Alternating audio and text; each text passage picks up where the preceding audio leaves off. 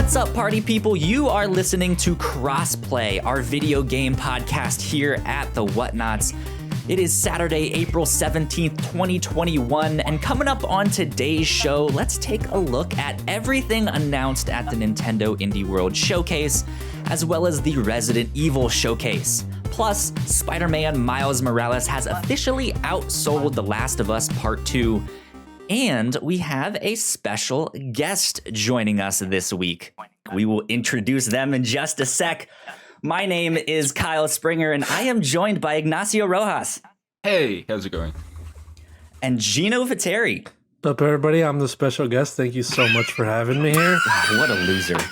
Thank you so much for having me here. Because everything is about him. Everything big time has to now. be He's about big him, time. apparently. He's big These time days. now. That's the problem. Oh, These no. days, everything's about Gino. And that fourth voice rounding out the show is our special guest, host of My Xbox and Me. It is MC Fixer. What is going on, my dude? I made it. Mum, I made it. I made it, Mum. Thank you very much.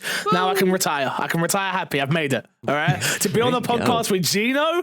Oh my God. I'm so privileged right? to be here. I know, you know? right? Like when it came through, I was like, I've got to do this one, man. Gino, that guy he's super special, man. I can't wait to be in his presence. You know. Thank you for having me. I appreciate being here. I'm glad you're happy to be here, Fix, because Ignacio absolutely betrayed me. If you, What? if I you, mean, Wait, how did I betray you? the wait, video what did you that do? you What did you posted do? with Team Greg on your TV behind you, denouncing me publicly, saying you don't know what's going on with me. What's going on here? I mean, seriously, ever since Greg appeared on Out of League, man, Gino, you've been different. I mean, look at you now. I haven't. Thinking you're the guest now. Attacking Greg. I didn't want to say anything, but he actually DM'd me privately and was like, yo, I'm ready to leave these dudes. Like, I can't work for you. And I was like, I would, Gino, but you're too big time. I don't want you to upstage me, you know? That's how I can see it. He's definitely changed. He's definitely changed. Between you and me, Fixer, though, he doesn't even have an Xbox, so he wouldn't even belong. You know, he lied to me. I do. He lied to me. It's like he knows we just started my PlayStation to me. It's crazy. Yeah, Xbox in the back over there. You see it right there? You see it in the back over there? All the way I in the do. back over there. What's all that stuff on top of it? Get that off there. Come on. Oh, nothing. There's nothing on it. Don't look at You it. turn it back. You Don't turn look it at it. back. There's nothing there. Just tell you now. So, Fix, it is wonderful to have you on the show. I think it actually worked out perfectly. We were supposed to have you on a couple weeks ago, but I know you are also a big Resident Evil fan, and you've been working on a ranking Resident Evil stuff. What's going on with that? Why did I do this? Let me tell you. Who thought it was a smart idea to try and play 9 games in 6 weeks? For me, simple, right? Because I do this full time. So for me, it's like, all right, I'll play them on stream. My fiance's part of it as well. So we're just going through very easy. And I know all the speed runs for the games because I'm such a big fan. But the other 2 guys, Shotgun McPain and Despawn, those 2 have got proper jobs and stuff like that. And I'm like, come on, guys, why have you not finished the game? Like, Fix, we're playing 6 hours a night, brother. Come on. But yeah, we started Resident Evil Revisited, where it's us going through and playing every single Resident Evil numbered game, meaning the remakes, and ordering them in places of which we like the most. Our favorite locations, our favorite weapons, our favorite characters, and stuff like that. It's been a lot of fun. I've been a huge fan since the very beginning of Resident Evil. Resident Evil 2 is my favorite game of all time, but to be able to play through them back to back, reading through notes and just really diving deep into it, I'm just super nerdy about it. So yeah, I'm glad to be here on this episode, let me tell you. Hell yeah. 6 hours. That's almost as long as it took Kyle to beat Resident Evil 2 remake. Resident Evil 2 remake. Time, Ignacio. Every time. So I'm not a big horror game fan. So when I played the remake, I took my sweet ass time. I was making sure there were no zombies. I'm sitting there, let's just take this slow. And it took me like 2 weeks to finish it with like a total of like 6 hours. And so we're like, how? Several weeks. Kyle gets to the podcast and that's what he's playing. Meanwhile, it took me it took me like 3 days to beat side A and 2 days to beat side B. You did both sides? What? Yeah. I mean, you don't get the full experience if you don't do both sides. Oh, I gotta do You the missed second half side. the game. I don't understand people when they play these games. Wait. So you played half the game. Just so you're aware. Basically. You played half the game. Well, it is to have the game for the most part, and you're playing the game again. So, okay, you players, this could be the whole podcast, guys. You're getting on This is tangents. true. So wait, so which scenario did you play? Leon or Claire? Leon side You've done A, them both. Claire side B. Yeah, so you did it okay. wrong number one Yeah. because you started wrong because it's Claire B, Leon A. I Yeah, so see. no, other way around. So you start with Claire. That's A, then you do Leon afterwards. That is the canon run, all right? Okay. See, we can get real Interesting. See, nerdy, I guys. didn't We know can get that. real nerdy. So I gotta Look, go back and do I've done them Leon. all. then. I gotta go back. If you, and do well, Leon. you missed, so you don't meet, if you just did you just Kyle, did you just do Leon or did you just do Claire? Just Leon. So you missed all of Sherry's stuff. You missed the underground stuff. You missed half the game, bro. You missed a train. Do you know Absolutely. what? Not a Gino, Horgan you're fan. right about these two. I'm out of here. You're right, Gino. You're right. I should never have came on. You're right. You're right. Kyle, I only did the clear side, so let's just compare notes. And then Yo, with our powers combined. let's compare notes. I hate you both. I hate you both. There you go. Let's take a step back. MC Fixer, for those of you who don't know who you are you? Yeah. And what do you do?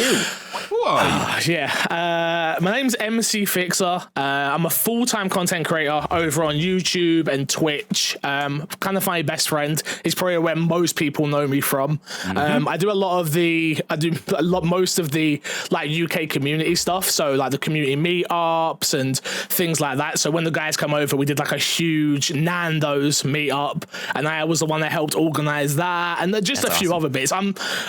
I'm literally the epitome of a best friend, really. Of like, if I go to a lot of shows like EGX and stuff like that over here. If I see someone in a kind of funny t-shirt, I'm literally going to sprint at you and like introduce myself and like, hey, come be a part of our little crew that we have going, sort of thing. I've just kind of embodied all of what kind of funny's been a part of and what they are and what they are on the internet. For me, is I've been very, very lucky to have been inspired by them and then to have been able to sort of build my own community from that, and then grown, and now I'm doing these weird things with Ubisoft, and it's just it's all very strange. Like the exciting parts of what's going on in my life is kind of very weird and new to me. Even like I've been doing it now for 6 years, being a content creator. So people think you start streaming, you start becoming a content creator, and then like, oh, boom, it happens. Like it's just not the truth. It is one of those things that is a slow burn, and I'm definitely the epitome of that. I'm the epitome of the slow burn of doing it and hating it and not liking it and loving it, and then having one video that does 100k, the next video does 50 views, you know. And I just been doing it for so long. I think a lot of people come to me and believe in me and want my advice on things just because I've been doing it for so long. So I know what not to do, you know. I've made every mistake in the book. That's a valuable experience, though, just to be like, hey, I've been in this for 6 years. I mean, here at the Whatnauts, Crossplay is fairly new, but the Whatnauts has been here for 5 years now. So it's still, we absolutely know that slow burn. It's interesting that you've been doing it for 6 years too, Fixer, and I feel like looking from the outside in, because I guess when I started becoming more active is when I was introduced to you, when I noticed you, and I feel like probably last year, 2020 as a whole, looking from the outside in, was probably your biggest year, I would assume. And do you agree with that? So you were working the whole time to get to that one spot, that 1 year where just everything happened. You know what I mean? Honestly, we've been saying it, even still to this day, I say it. It's like I'm still not anywhere where I want to be. Like I'm sure from the outside looking in, oh, you did this with Ubisoft, you got an Xbox from Xbox, you got a PlayStation from PlayStation. That's all of our dreams. Like when we start doing this, that's where you're trying to get to. At least that's where I was trying to get to. And for me, I'm just getting started. I've not kind of funny is the ultimate goal. Obviously, for me, I've been very open and transparent about that. That's where I'd love to work. Is it going to happen? Probably not, just because the logistics of getting a visa and things like that. Yeah. Nick can hardly pay taxes, let alone sort out a visa for me. So that's probably not going to happen. But I try and live my day one day at a time, just grinding it out like everybody else, honestly. Like, I think a lot of people, they know my name just because it's either been mentioned by Greg or they heard from the UK meetups or whatever it is, but they don't actually know that I make content. And then like, oh, what platforms are you on? I was like, I'm everywhere. TikTok, Facebook, Instagram, Twitter. Like, just go find me. Oh, what's your name? MC Fix. Like, make it easy as possible for people to come find me. And I think if you see me, first of all, you kind of get this weird like, oh, he's a bit brash. He's a bit in your face. It's just like, I want everyone to win. I want everyone to be as enthusiastic and passionate about content as I am. So sometimes I got a little OTT. Absolutely, absolutely. Exactly. It is a blast to have you on the show, but let's dive into some video games. Let's see. Ignacio, let's start with you, my dude. What have you been playing this week? Oh, so Kyle gave me a code for a game called Demon Skin, and so I tried that game out. And I gotta say, if you guys remember, my last time I got a review code, which I'm trying to find the name of the game. Sorry, I wasn't ready. But the last time I got a review code for a game, my problem with that game was that it felt like it didn't do anything special. I don't know if you guys remember. Oh, is that like puzzle game, I think, or something like no, that? No. It's so Demon Skin, what it is it is a third person action game, sure I would call it, but it's more of a side scroller, if you want to call it that. Like a 2D side scroller. I do want to mention that the code was provided by Dead Good PR. So thank you to Dead Good for helping us out there. Good people. Yes. So Demon Skin, it is a third person game, an action game, and it is kind of a side scroller because you're moving a 2D plane left and right. And so basically what you're doing is you move forward to the right, and you encounter enemies in your way, and you get weapons that are either you beat enemies who drop their weapons, or you find them scattered throughout the world. You can pick up several weapons, and you can choose which you choose, and like that you go killing whoever is in front of you, in front of your path. And so it does feel like the game doesn't do anything interesting other than that. It feels like I've done this before and it isn't catching my attention because it just feels generic in a certain way. The only thing that I can say that the game does interesting, quote unquote, is that it has kind of like a stance system, to call it a certain way, where you have a low attack, a mid attack, a low attack, a mid attack, and a high attack, like which are all different positions. And so different enemies will block different heights. For example, some will block mid and high, so you will have to attack low. Or if you are attacking low and your enemy attacks low, that means you block it. And that's probably it for what the game does, like that stands out against other games of the same type. The movement doesn't feel right. It seems like a 2D side-scrolling God of War is what that's kind of the vibe. No, because God of War would be way more actiony. Interesting. Yeah, honestly, it is interesting that we got this code after the last game that I played, which I still can't find the name of the other game, because they do play very similarly. Like I said before, the other game didn't do anything to make it stand out, and so does this one. Yeah, I'm looking at the gameplay right now, and the character you play as looks very stiff. Yeah, it is a bit heavy to control. And that there is light platforming, which means that sometimes you have to jump up or down, and that honestly most of the time doesn't feel right. There was this one section where I got stuck. I just couldn't progress, That was Thursday. Yesterday I decided to pick it up because I wanted to have more to say about it, and it took me a couple of tries to get past that place because you were supposed to jump to another platform, and I kept trying and I just kept falling to my death until I figure out the game wanted me to make a different type of jump. Like there are two jumps: there are the forward jump and the up jump. The up jump is always so awkward to do, and Up the jump from platforming boogie. You know what I mean? Yeah. Yeah. It is sluggy. He just ate a slug as well too. For health. Oh yeah. That's For another health, thing yeah. that the game does is that for health, there are like these scorpions running around which you can grab, and that Okay. too doesn't feel really right because you have a grab button which is one of their triggers, and when you're trying to grab one of those things which move, it makes it so that I have to keep pressing it several times so that I can grab it because it's never right. And so unfortunately I don't have much more to say about Timo Skin. Although one other thing that the game does interesting is that the game has combos. So Okay. Okay. it's not just Yeah, I see heavy that, attack, yeah. heavy attack, heavy attack. You can vary it out and they will count as different combos.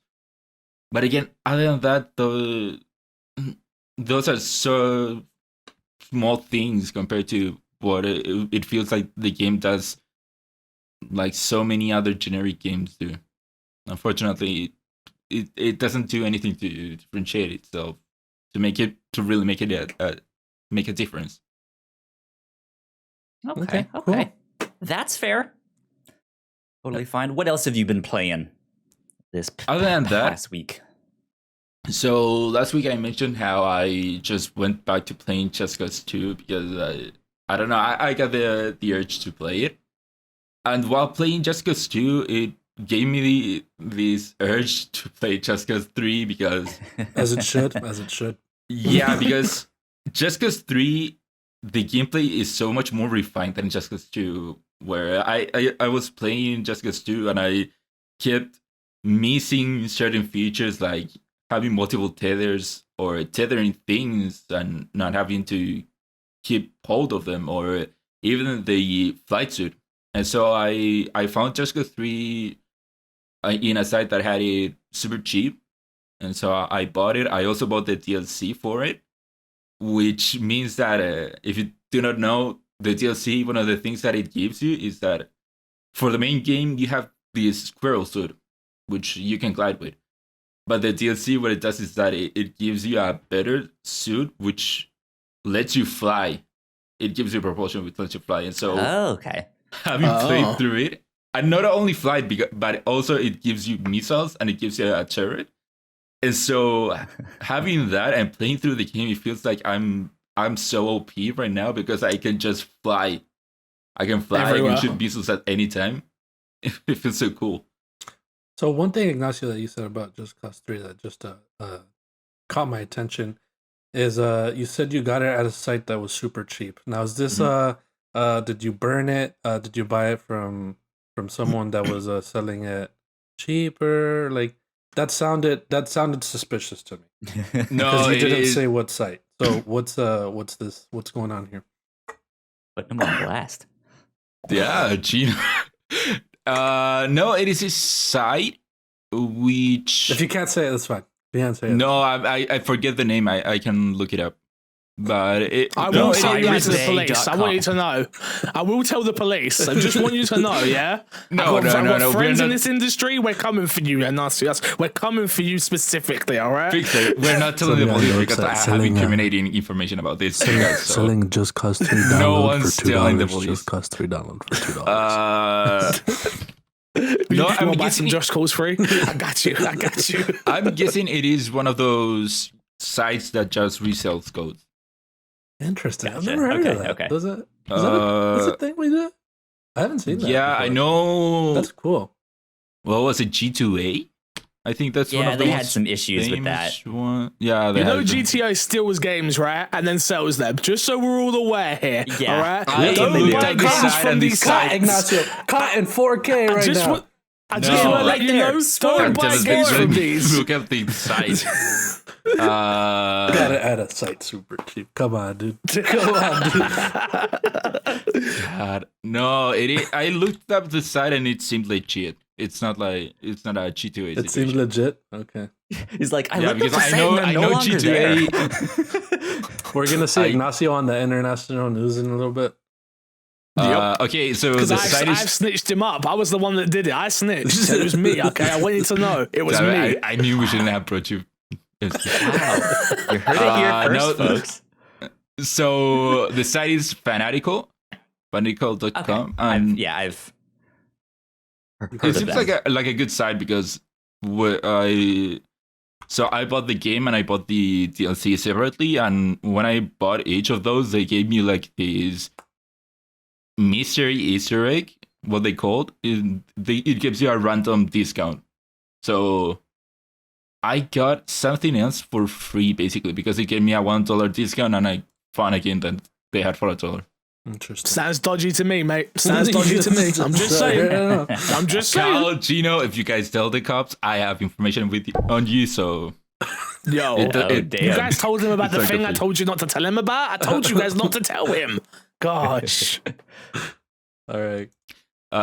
So yeah, that's it for Just Cause. Just Cause it is the same fun, destroying stuff. Cool. Basically just like Just Cause 2. The only thing that I have to say compared to Just Cause 2 is that I think that although the gameplay is better, way better, the setting of it isn't as interesting as Just Cause 2, Just Cause 3. The setting is more of a Italian villa sort of feeling, like of the Italian islands, whereas Just Cause 2 just felt more varied. But yeah, it is Just Cause 3. It is Just Cause, so it is a lot of fun. Cool. And then the last game that I have here is Mortal Kombat X. So you guys know that I've been going through the Mortal Kombat games, starting with 11. Then I went to 9. I just had to give up on the Shao Kahn fight. And so what I had to do is that I basically just had to watch the second half of the game as a video. That sucks, man. Okay. Getting stuck. Getting stuck. Could like you that. not lower the difficulty? I tried, Fixer. I lowered it to the lowest difficulty, and I don't know if that didn't do anything, but Wow. it just kept kicking my ass. Interesting. And it's not like I was bad at the game. I got to that part. I feel like I'm at least competent, and just keep beating me over and over again. Weird. But when you lower the difficulty, do you click apply? You click apply? Yeah. Yeah. Okay. That could have been. So I just had to give up on it and move on to Mortal Kombat X, which I'm enjoying it. It is just like Mortal Kombat 11 and 9. It's just fun to me playing through the scenarios of the story and seeing the continuation of the story, which it is nice. And I'm liking how it is more close to Mortal Kombat 11 than 9. It for sure feels more modern, more refined, prettier. And of course, it is in the same generation from Mortal Kombat 11, so that's to be expected. So I don't have anything more to say about that. It's just Mortal Kombat, which is pretty fun. Nice. Cool. There you go. Nice. Fixer. Let's go with you. What's up with you? What Resident have you been playing? Evil. I've been playing a ton of Resident Evil, like I've been saying. Mm-hmm. But the one thing I've been playing that was part of the beta was Resident Evil Versus. The Resident Evil Versus has come out in beta. It had a rocky start where no one could get any matchmaking for the beginning part of it, which was super annoying, obviously. But they fixed that and it came out. It's a weird one. I remember when it got announced, I was very apprehensive to even look at it because it looked really weird. It has this weird comic book filter over it. Interesting. Which you can turn off in the menus. Well, you can turn it off in the menus, which for me, that's the thing I didn't understand, which was, well, Resident Evil has a look. It has a look and it has a feel, and there's nothing wrong with that look and feel to me. Like, that's one of the things that is appealing to the game for a lot of people is how its atmosphere, it scares you, you know, that sort of thing. So when they added this comic book filter, I was just a bit like, what the hell is this? Like, this isn't what I want from my Resident Evil games. This looks stupid. someone that was streaming it, and someone was like, "You can turn that filter off," and I was like, "What? All right, cool, turn it off." And I was like, "Wow, this game is 10 times better already just from that one thing." For all intents and purposes, it is a Resident Evil versus game, right? That is what it is. You go around, you can play as Leon, Jill, Claire, Ada, Chris, and Hunk. Those are the characters you can play in the beta, and you play in the police station, which has been sort of reworked, and they've blown open some more of the walls and things like that to make the bottom map kind of feel a little bit more multiplayer versus-y type. I'm not willing to say it's good yet, because I played about 6 or 7 matches. But what I will say is I could see it being a lot of fun with a group of friends. Yeah. That is one thing I could definitely see. Because what happens is once you die, you turn into monsters. So you turn into the Gamma, you can turn into the Tyrant, you can turn into Nemesis, you can turn into all of these different characters, right? Which obviously is super fun to play, but they're not overpowered because they have like a time limit that they're going down on until you respawn as your human self. Each character's got their own special abilities. Like Leon does this weird kick, which I'm like, why are you trying to kick Nemesis in the face, dude? Nemesis will just blow you up. But sure, you do you. Ada's got like this weird stun, and like each character's got their very specific skills. It's enjoyable. I just don't know how long it's gonna last in terms of. Did anyone play Resident Evil Revelation? Not Revelations. Project Resistance. That came with 3. Yeah, I did not. No. Yeah, it's the 4v1 type game mode. It wasn't very good. I've been saying for a while that Capcom just keeps making these things so they can figure out how netcoding works for online, so they can finally make Resident Evil Outbreak. That's generally how it feels to me, because none of these games feel fleshed out enough or good enough to live on their own. Yeah. Hence why they keep getting packaged in with Resident Evil 3 and now Resident Evil Village. And then I think they're just waiting because they're going to want to keep remaking Resident Evil games. And eventually they're going to run out of games. So they're going to go to like Outbreak and Outbreak 2 and stuff like that, which were ahead of their time back on the PS2 generation. So it would be nice to see them come back and do that, especially for someone like myself who would love to play them. I couldn't afford internet back then when I had a PS2. So now I've got internet. I'm like, hey, friends, let's play together, please. Yeah. So yeah, that for me, that's what I've been playing. That, a ton of Call of Duty Warzone, obviously, because I'm addicted like everybody. If I'm not jumping in the zone and clicking some heads, then you ain't doing it right. Been playing that, a bit of Apex as well. But yeah, Resident Evil Versus and Resident Evil, just every Resident Evil number game right now has kind of been my go-to thing, unfortunately. Yeah. It's interesting that they market Resident Evil Verse with the comic filter. When that's sort of a turn off, like it doesn't. To me, it is anyway. I don't know if they were trying to get in a casual market with that type of mode, which seems weird because we don't know if it's going to be sold standalone yet. It just seems like a weird choice. Either. If they were going to have that, they could have done like a side by side of it, like on and off, like and with the camera filter, and you're like, yeah, no one's going to use that. Cool, go away. Like it shouldn't be on by default, in my opinion. It should be something they let people decide if they want. So yeah, it's just a weird choice. It is a weird choice, yeah. Interesting. Good stuff. How much longer do you think you'll be playing the Resident Evil stuff? Well, we're leading all the way up to Village. So we're up to 4 at the moment. So we've got 4, 5, 6, 7, which... God, playing 5, 6, and 7. Oh God, I'm not the biggest fans of those games. 7 I've come around on, but 5 and 6. You don't like 7? No, 7. So I still think 7 is a fantastic survival horror game. Yeah. It's not a fantastic Resident Evil. Yeah, it is barely. If you take away the herbs and you take away Chris spoilers for Resident Evil 7, you're good. No, you've had your time, all right? We've had your time. For people to leave, you had your time. Carl was about to play it. Are you about to play it? Oh, okay. Chris Redfield shows up at the end, right? Yeah. So, you take away herbs and take away Chris Redfield, it doesn't have anything to do with Resident Evil. That's true. Yeah, it's barely now that I understand that it's a new trilogy, and now we're getting Village, and then we're going to get 9 that's already been kind of confirmed that this is a trilogy of stories they're telling through Ethan, pretty much, which I think Ethan's one of the lamest characters ever in Resident Evil, because he was designed for VR, so you never had to actually think about him as a character. He's kind of an asshole. He's not a good person. I didn't get the sensation that he was a good, not like a bad person, but there were moments where I'm like, why would you react this way? Why would you be like? Sometimes with Mia, like, why would you talk to her like that? She's been through a hill. Well, the game was strictly designed for. You can tell it was designed for VR with PlayStation's influence, right? So they don't want to distract you from the fact that you are the player. That's what they're going for with obviously first person stuff. Like, you are the player. Don't think about Ethan. But I think they kind of painted themselves into a corner because, like you said, he doesn't have many redeeming factors. He complains about everything. He doesn't react in a normal way. He gets his hand chopped off and then just staples it back on. Like, it just doesn't give off because it's meant to be like, it's even the way the camera pans when you get your hand chopped off, right? It wants you to look at that. It wants you to feel that. Not so much Ethan feeling that. So, yeah, but I like Resident Evil 7 as a survival horror fan. I just don't love it as a Resident Evil game personally. It's interesting because Ethan could be quiet the entire game and it'd be the same experience.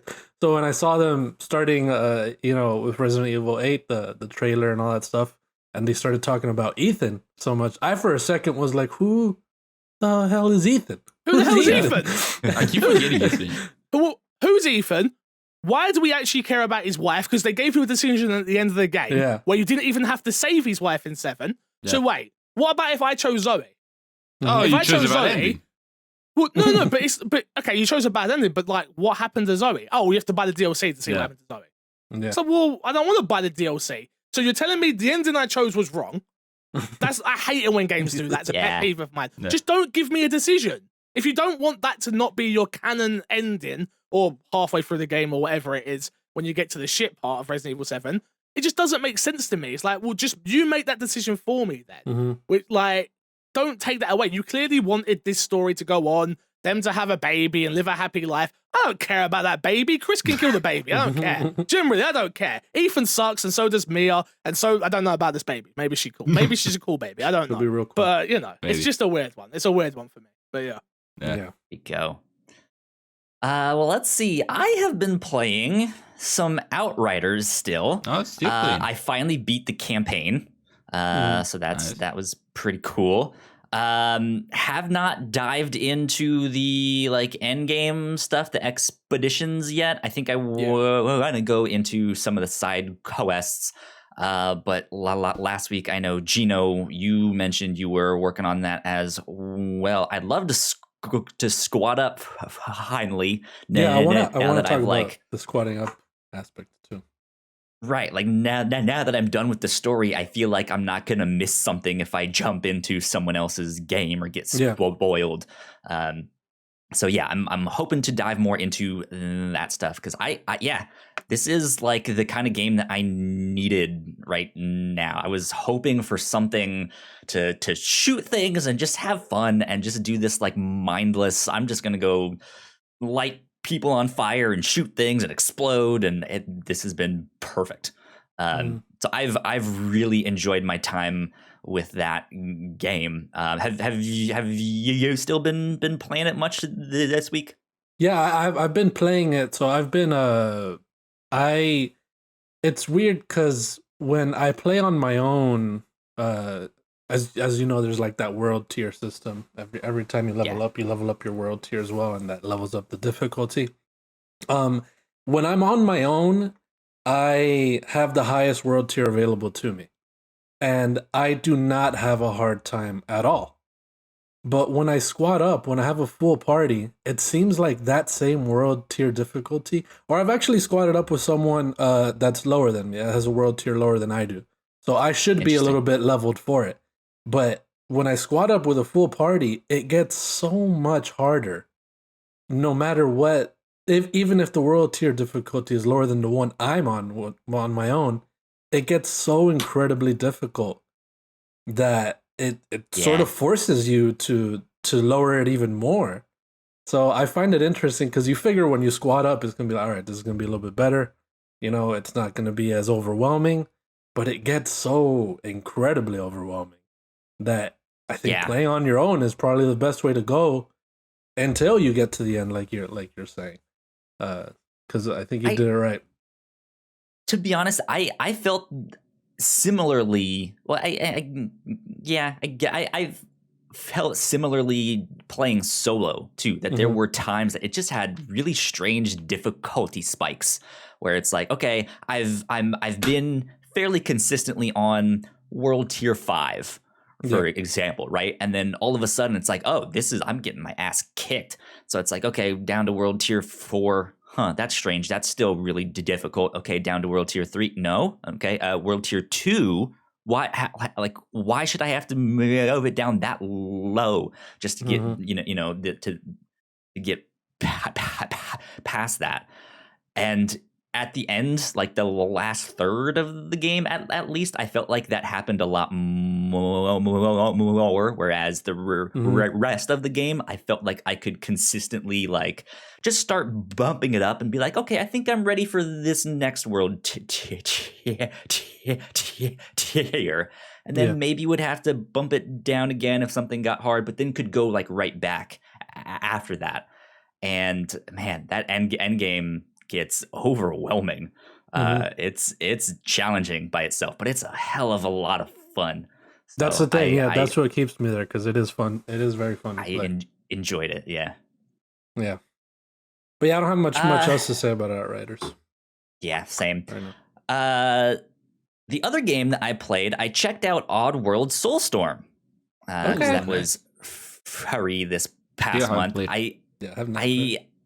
I've never played these games in the past, so I don't know much about them. I checked this one out because it was free on PlayStation Plus. I really only played like an hour and a half, so I don't have too much to say. But it was enough for me to just be like, you know what, this is not for me. It's like a side-scrolling platformer. There is some stealth mechanics mixed in there. It looked beautiful. I thought the cutscenes were great. It felt like a PlayStation 2 game, though, which did not feel good. I was hitting buttons similar to what you said with Daemon Skin. Like, it has buttons to do all these different actions, and it felt like I would hit the button and nothing would happen, and then I would hit the button again and still nothing would happen. And then on that like third time, it was like, oh yeah, you're supposed to hit get this thing. I was like, finally.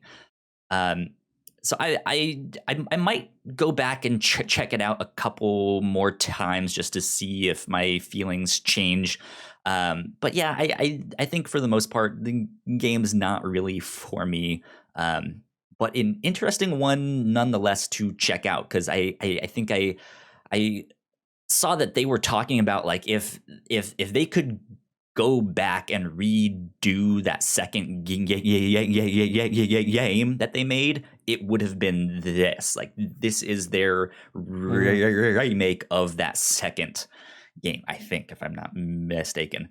But it was just this neat idea of like, yeah, I've made these things in the past, and like it'd be neat to go back and just completely redo it now that we have new technology and all of that stuff. And it's the original creators, so good on them for making that, but not for me. Yeah, I don't know if I'll play it or not, because looking at the gameplay, it does remind me a lot of a PS2 game, and now Carl, you're saying that it plays out like it. I think I'll give it a try because it is free on PS Plus, and it is a new game, and it is a PS5 game. And I mean, if that's the kind of thing you're looking for, it would be a great one of those, right? Yeah. Like, if you're looking for that PlayStation 2 nostalgia with the like current gen stylings, this would be one to check out. Yeah, I'm sure for people that play it and like the other games, they'll probably like it, because it feels like you might play it a lot similarly to those. But someone who doesn't have that nostalgia and never played one of the Oddworld games, it is kind of a harder sell for me. It's a weird one, right? Because when it got announced, I was actually kind of hyped for it, and it was almost like it being in PlayStation Plus made me not play it more. For me, I don't know why. Again, I'm so restricted on time nowadays anyway. When I'm playing games, and if it ain't something that instantly gets me, it's like, well, 10,000 other games out there for me to be playing. Yeah. But it was a weird one because like when it got announced, I was like, oh, I'll definitely play this. And then as soon as they announced it for PS Plus, like it gives me that. It's the same thing with Game Pass for me, where like I'll get to it. Like I'm in no rush to get there anymore. It's there. It's not going. Or I've downloaded it with PlayStation Plus, redeemed it so I can play it at any point, right? And it's weird. I thought the same thing with Outriders as well, where I was like, I've played Outriders because I was an Outriders ambassador, but it was a weird one where I was like, I can see why people are not rushing to play these games anymore because they're not going anymore. Yeah. So it's interesting to hear you sound like it plays like a PS2 game as well. Because even more so, I'm like, there's 10,000 other things to play. I'll play something else. Yeah, and again, like it's not necessarily a bad game. Like I don't feel like it's poorly made. It's just like this is a very specific style of game. It probably does. If you want this, then yeah. It probably does well what it sets out to do. But what it sets out to do, it's probably not your thing. And Fixer, to your thing, it probably has to do with you have necessarily no commitment to it, because since you didn't spend anything on it, you don't feel like you have to actually do it. I don't want to go big house on you. I don't spend anything on anything anymore. I get something close left, right, and center. Let me tell you. Sorry. All right. Let me tell you. Big time Fixer over here. Big time out here, all right? Me and Gina, we're going to the moon, baby. We're going to the moon. Right? You guys are too big for me and Kyle. When I get a code. You're not getting codes? Then I'll talk to my people. Let's talk to your people. It's fine. We got you. I got you. No, I think it's just that weird thing of like when I'm covering something and it's like it's the talk of the town, right? Even if you are getting sent a code, like you just feel a reason to play it. I just felt like no one was talking about this game in any way, shape, or form. And I'm like, all right, I'll get to it. Just feel like people didn't think about it. I'm in no rush. Yeah. Exactly. It flew under the radar, definitely. Even though it was on PS Plus, it still flew under the radar for some reason. So there you go. Gino, yes. What about you, my friend? All right, so it seems like we've saved the best game for last. If you guys have me on Twitter, Fixer, you know that I talk about Final Fantasy 14 very much, and I try to convince very many people to start playing it. So they just released a new patch that's going to lead into the new expansion, right? And I have not finished the story for this new patch, but I hopped into the new Nier raid. So if you guys don't know, they're doing a collaboration with Nier. Not leading up to the game, but just because they have this raid series where 24 people drop in, fight these specific bosses that are in some way related to Nier, and the story revolves around 2B and 9S. If you've played Nier, those are the main characters in Automata. And they come into your world, into the Final Fantasy world, and their monsters are coming in, and you have to fight them and help them get back to their world, stuff like that. So the amazing thing about what Final Fantasy does is it doesn't just throw the Nier content into it. It makes it mesh extremely well with the world it's in. So not only with the design, with the combat, but with the music itself. It mixes Nier music with Final Fantasy music when you're fighting these bosses. That's pretty cool. And the way the soundtrack does, like when you're in battle, so I did the latest one that came out. I'm screaming the entire time, so I can't really hear the music, but because I'm scared, because I don't know what's going on. I haven't seen a guide or anything. I'm just like trying to survive here. But luckily there's like 23 other people there. So if I die, they're not going to really notice that I'm dead. They'll help me out and stuff like that. So I'm running around screaming, and then there's little moments where I'm not screaming and I'm listening to the music playing while we're fighting the boss. And it is absolutely, it's so beautiful. It's so beautiful. The way they compose music specifically for this. It's so amazing how they put thought into every little part of this game, and it's been going on for years and years. You would think that after a while they get tired and get lazy, but no, they just continue to top themselves no matter what comes. So I've done the Nier raid. I haven't finished the story that leads into the new expansion, but yeah, I just wanted to shout out Final Fantasy because man, they really, that game really continues to be an absolute banger of a game, man. Yeah. When are you squadding up with Michael Hyam? You guys Hy- mentioned it on when you interviewed him. Yeah, when I interviewed him, so I am on his server. I am on Hyam's server, but he hasn't responded to me. So whatever it is.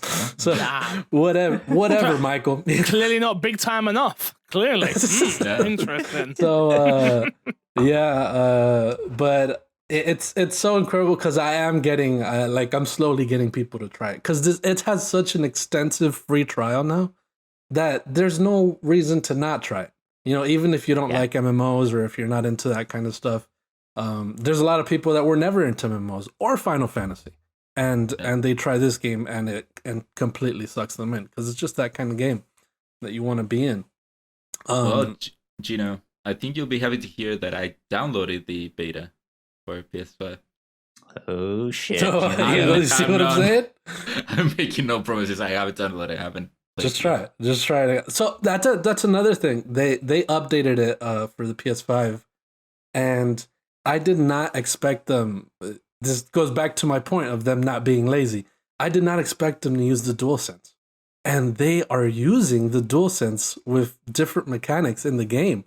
So it's so because there's some games where the DualSense is just incredible. The Outriders broke my DualSense, my first one. It literally broke it. My R2 snapped for some reason. Oh. Yeah. So well, no, you broke it. I broke it with Outriders. Yeah. With Outriders. Didn't break it, Because of Outriders, I broke it. So makes sense. So you saw, like I was saying, some games like really exaggerate the DualSense with the vibrations and the R2s and the triggers. I mean, but this game does it so subtly, but also so you notice it so well. So. And different types of ground, if the ground's wet, if it's a concrete or steel, the steps feel different on your controller. And then when you get on a mount and you do the horn, you hear the horn and you're not hear it, but you feel it on the controller, and then you feel the wind on your mount if you're flying, which is so cool to me. Just those little additions that are extremely subtle, but just add that extra immersion to the game. That it just tells me they're thinking about everything. You know, they're doing everything for you guys, and it's definitely worth a try if you haven't. I'm glad you downloaded Ignacio. Kyle, Fixer, you guys got to download it too. Worth a try. Worth a try. Yeah, I would. Yeah, but I got to do the thing with the other thing and the stuff and the people. Worth a try. He's like, I'll get to it. I'll get to it. You can miss me with that. This is the goal. More chance Final Fantasy 14 ambassador. Me, right there. Yeah. Listen to me, Square Enix. You guys know Fixer, right? You're probably listening to this. I know some people at Square. You're probably listening to this now that he's here, right? I'm going to be a Final Fantasy 14 ambassador. I'm calling it right now. Let's do it. All right. Let's do it. The first one of its kind. First one of its kind. I was going to say, do they have those? Yeah, exactly. First one of its kind. I'm starting it now. I'm starting. There we go. But yeah, it's freaking incredible. Definitely worth a try if you haven't tried it.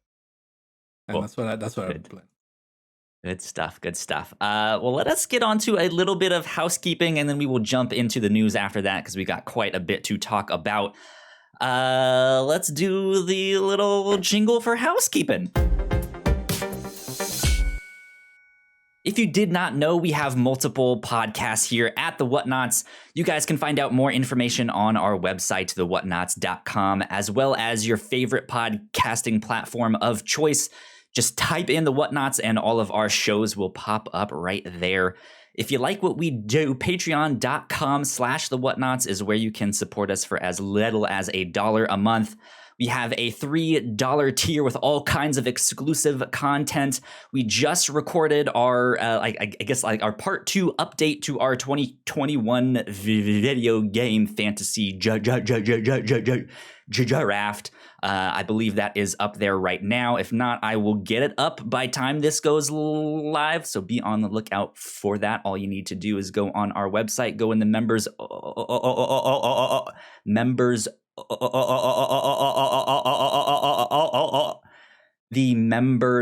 only section and use your Patreon credentials to sign in.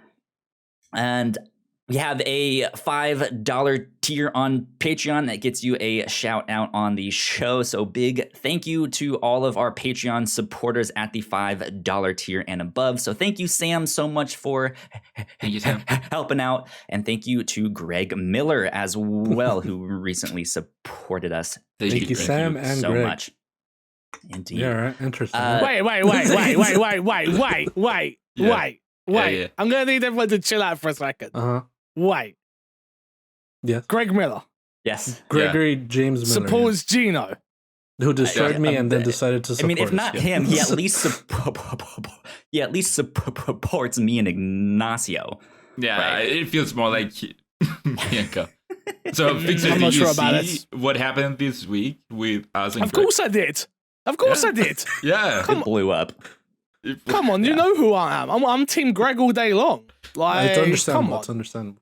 Yeah. Come on, the You gotta go guy with put the me winning on, you know? You can't, you Gotta know, go like, with the winning that's team. where it's at. No, that's dope, guys. That's dope. There you go. So, yeah. Last but not least, we are usually streaming on Twitch each Wednesday, Friday, and Sunday evening/night. So be on the lookout for that. You guys can subscribe to our Twitch channel, twitch.tv/the Whatnauts.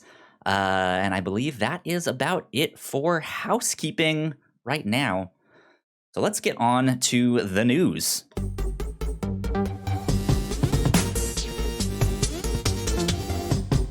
All right, guys, we got a lot of showcases, a lot of games to talk about, or what we want to talk about, whatever it was. So it's interesting because I wanted to have you on, Fixer, for the MLB The Show news that happened. But you do have reacts on your My Xbox and Me, correct? I think I checked it out there. Yes. Because when I figured out that you weren't going to be there, I was like, what does Fixer think about all this, dude? So you guys can go check that out over there. MLB The Show coming out, Xbox Game Pass. Very interesting, very incredible. But that's not about this. This is not about that, I mean. The first news we have here, number one, the Nintendo Indie World Showcase recap. This comes from NintendoEverything.com. So Nintendo had their Indie World Showcase this past week, and they announced this was actually, to me, it was a pretty strong one. From what I've seen. Nope. No? Where was Metro? Come on. Where was what?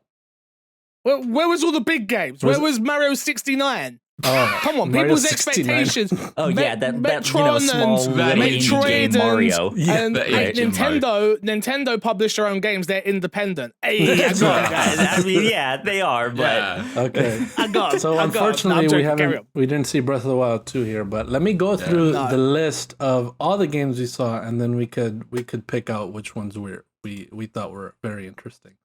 So let me quickly go through it. So we saw Road 96, Oxenfree 2, Ollie Ollie World, Florence, and What Remains of Edith Finch from Annapurna, Hindsight, Last Stop, The Longing, Aerial Knights Never Yield, Fez, Aztec Forgotten Gods, There Is No Game, Wrong Dimension, Teenage Mutant Ninja Turtles, Shredder's Revenge, Christ Tales, Getsu Fumaden, Undying Moon, Beasts of Maravilla Island, Skull the Hero Slayer, Art of Rally, Kiwi, Ender Lilies, Quietus of the Nights, Weaving Tides, Labyrinth City, Pierre the Maze Detective, and The House of the Dead remake. So a plethora of games here. Fixer, did any of them interest you since you didn't get Mario 69? Which ones out of here could you pick out that were interesting to you? Road 96. I actually really like the look of. That was the game that opened the show in. Kind of story based, like I guess kind of the evolution of like a Telltale type of game, but done in its own style.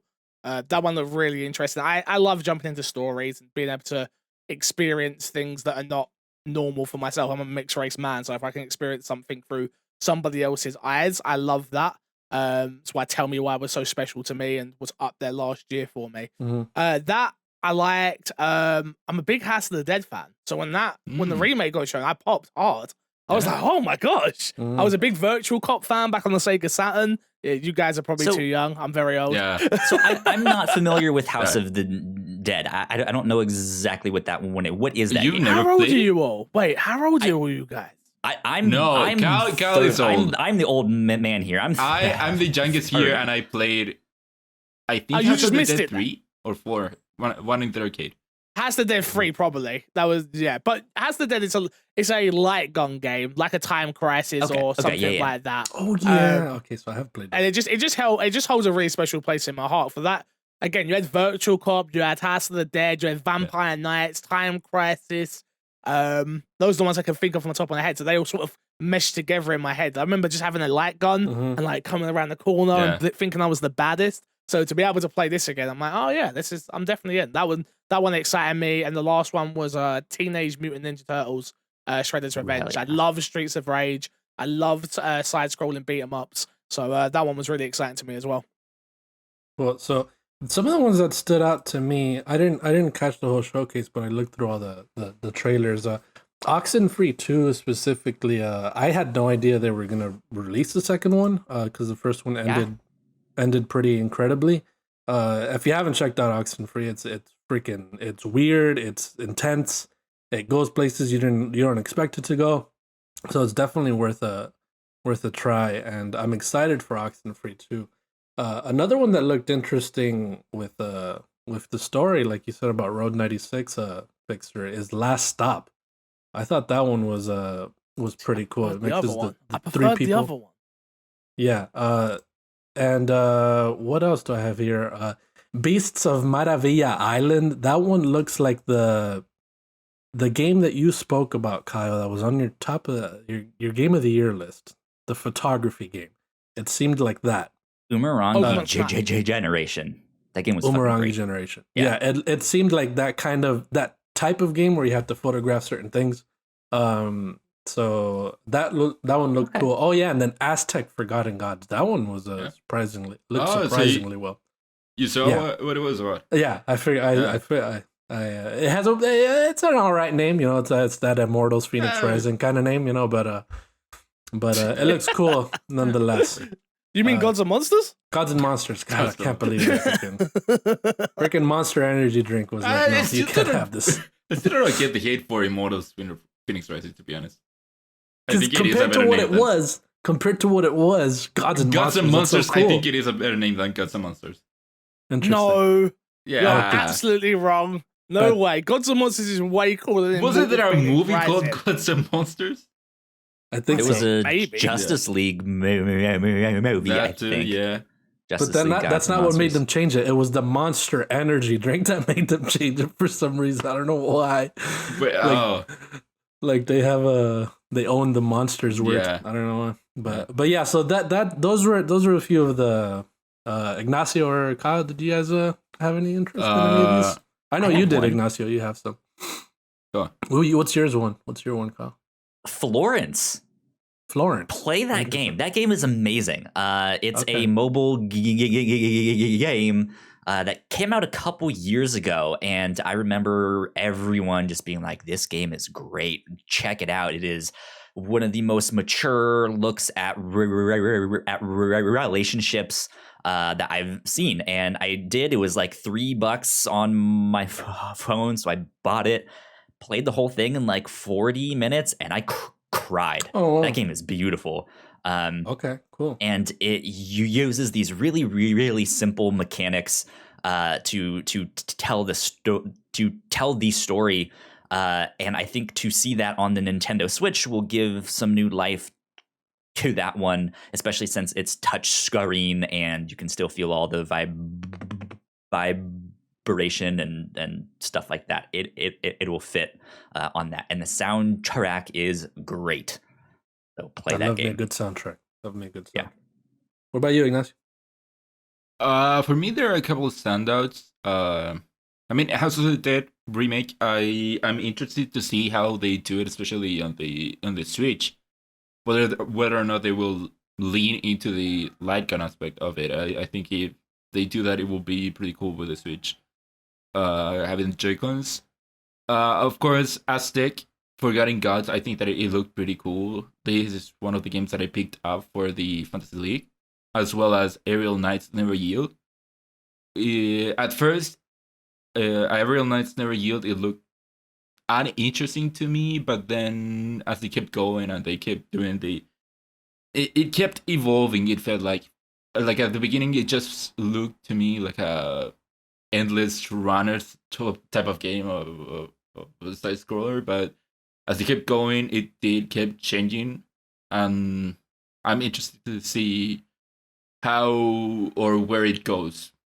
And then the last one that I have is Oli World, which I played. Oli, I think both 1 and 2, and those are fun, but a bit simplistic, a bit arcadey. They're fun. They are good at what they do. And now seeing Oli World, it does seem like they're kind of expanding it. So I'm interested to see where it goes. They showed like the levels have different paths that you can take, which reminded me of Sonic, the Sonic games. So I'm interested to see what they do with the game. Yeah, it's kind of funny how they did Ollie Oxenfree.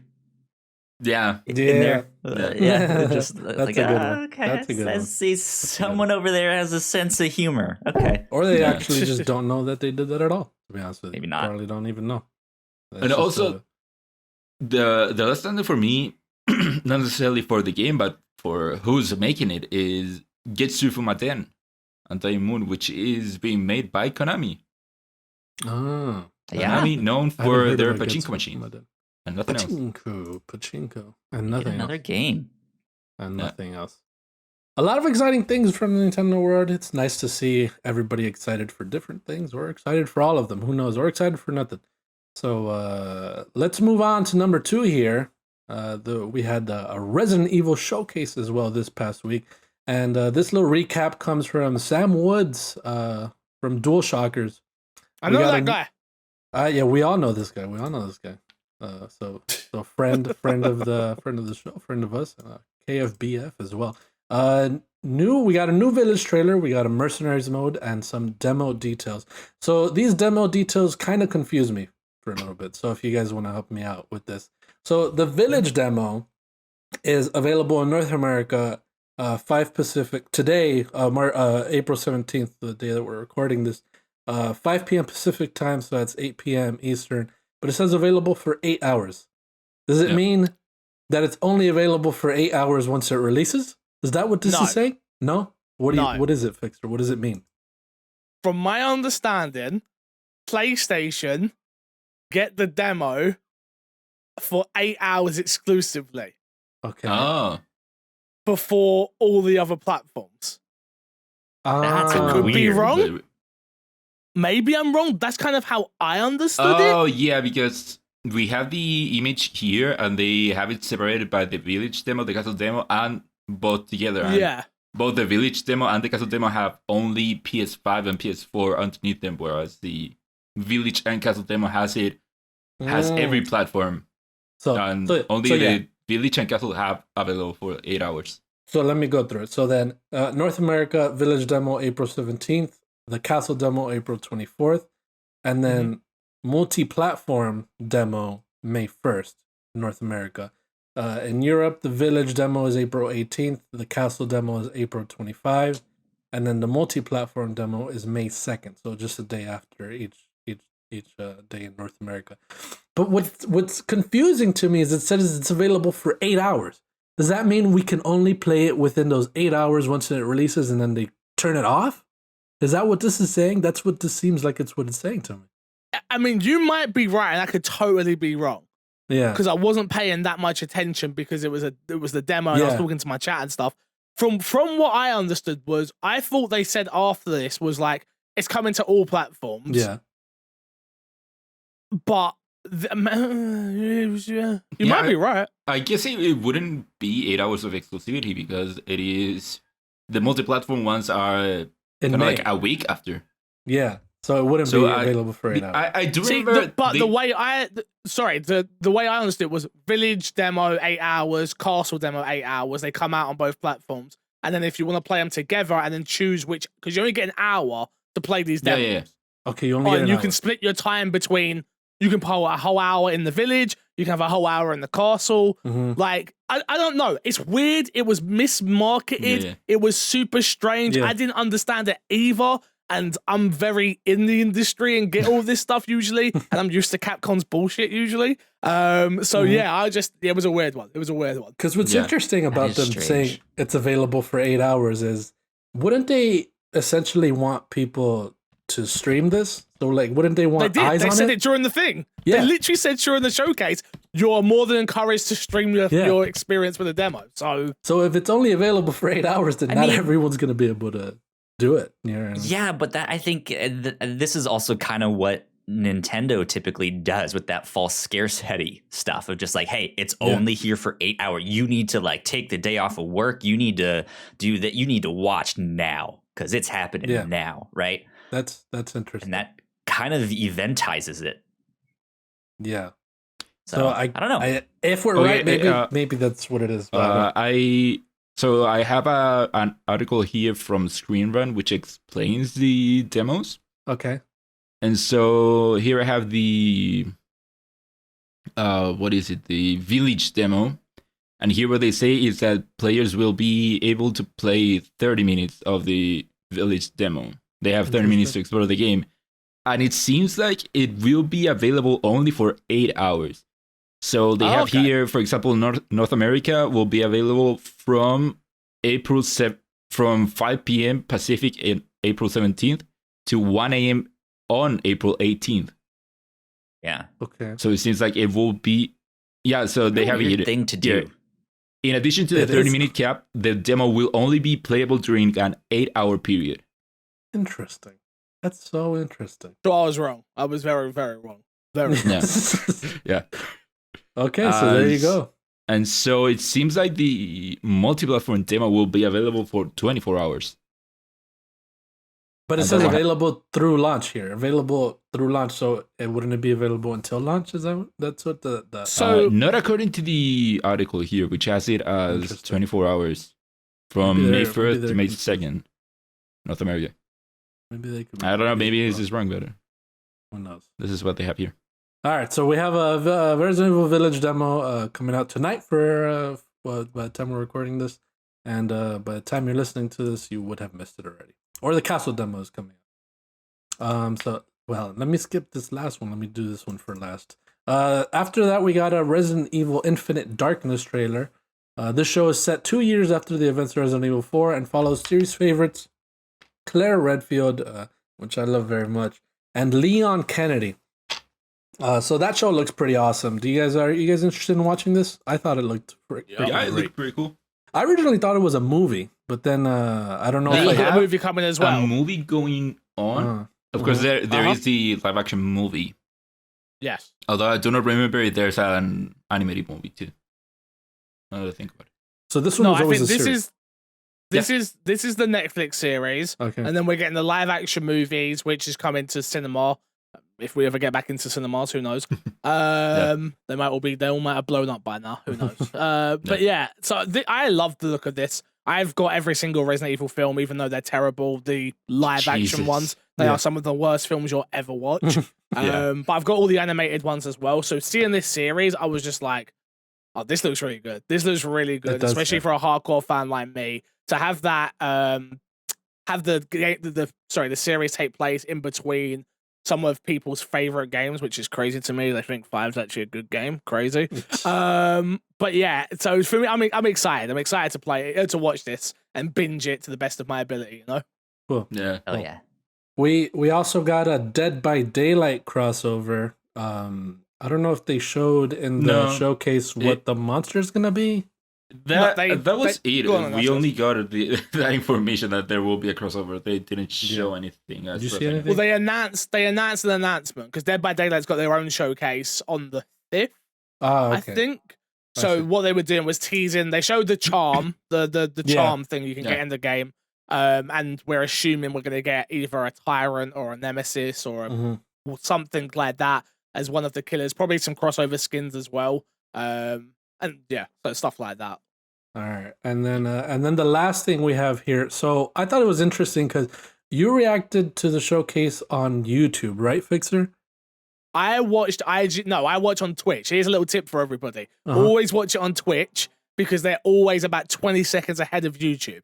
Always. Really? But what's interesting? I watched IGN's. I didn't watch Sony's because I know how Sony moves. I don't watch Sony stuff. Interesting. You watched IGN. So Sony's didn't have this announcement. Yeah. No. So I guess IGN's did. So that's weird how they did that.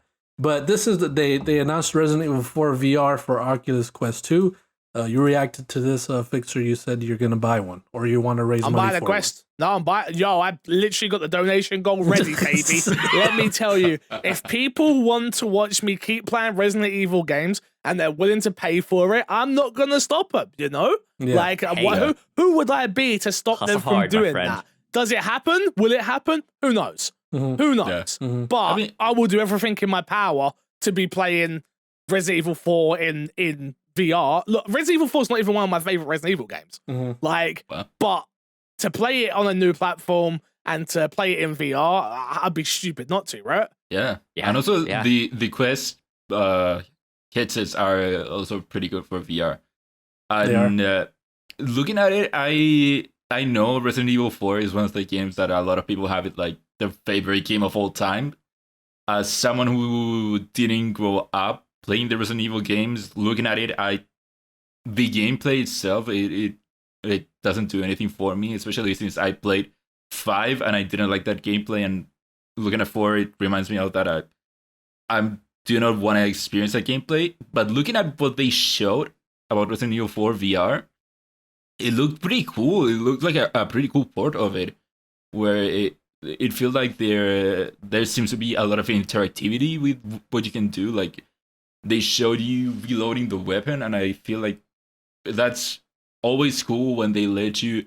It isn't just reloading, but you can put out the magazine and you have to put it in and cock it. Yeah. That's always pretty cool when VR games actually put the effort into making it even more realistic. So it looks like a pretty cool demo, like a pretty cool port of the game. And my only problem is that they said it was for Quest 2, and I have Quest 1. Yeah. And I don't know why they would make it exclusive. Exclusively. What the hell is that about? Yeah, as far as I know, there isn't that much difference between Quest 1 and 2, so I don't know. Maybe they're doing to incentivize people to get 2, but Facebook gonna Facebook, eh? You know? Yeah. Funny you say about the gameplay of 4. The best place to play Resident Evil 4 is on a Wii. I hope you all know that. That is facts. There's a guy that I follow on YouTube called Scott the Was, and he had a whole video of him making the case for Resident Evil 4 on the Wii. It's the best way to. I've played it on GameCube, PlayStation, Xbox, Wii, everywhere. I've played on everywhere. I'm an idiot. I know. I literally own this game on every single platform into existence. And the best place to play the game is the Wii. Have you played there's a phone version of it? Yes. I own the phone version on iOS. Oh, of course. Yes. I'm the biggest Resident Evil fan. Honestly, they actually removed it from the store because they had a free to play. This is how nerdy I get with it, guys. They had the free to play version of it and they had the paid version. I bought the paid version back in the day on my iPod Touch. And then they got rid of it. I tried to download it not too long ago. It's just gone. Just gone. Yeah. Damn, that sucks. There you go. Can't trust those online stores. You know what I mean? Yeah. Exactly. So that's all of what we got for that Resident Evil showcase. Very exciting. The demo, I will definitely try it out. Available only for 30 minutes. I thought it was an hour, but yeah. The Village and Castle is 1 hour. But Fixer, I want to know your opinion on the overall showcase, because from how Capcom talked about it before it happened, it did give the feeling that they were hyping it up a bit too much, and I don't feel that they backed it up with the content that we saw. To butt in here really fast, I don't know if they were necessarily hyping it up, but I don't think they were doing anything to be like to temper expectations. Didn't they come out to tell people to get hyped for it? I do remember there being a thing where they told people to get you always want people excited, but I don't know if it was the like, oh, and we have like a real big thing you all have been waiting for. Just you wait. Realistically, like from me, I'm a huge Resident Evil fan, like I've said before. Like for me, I thought it was fine.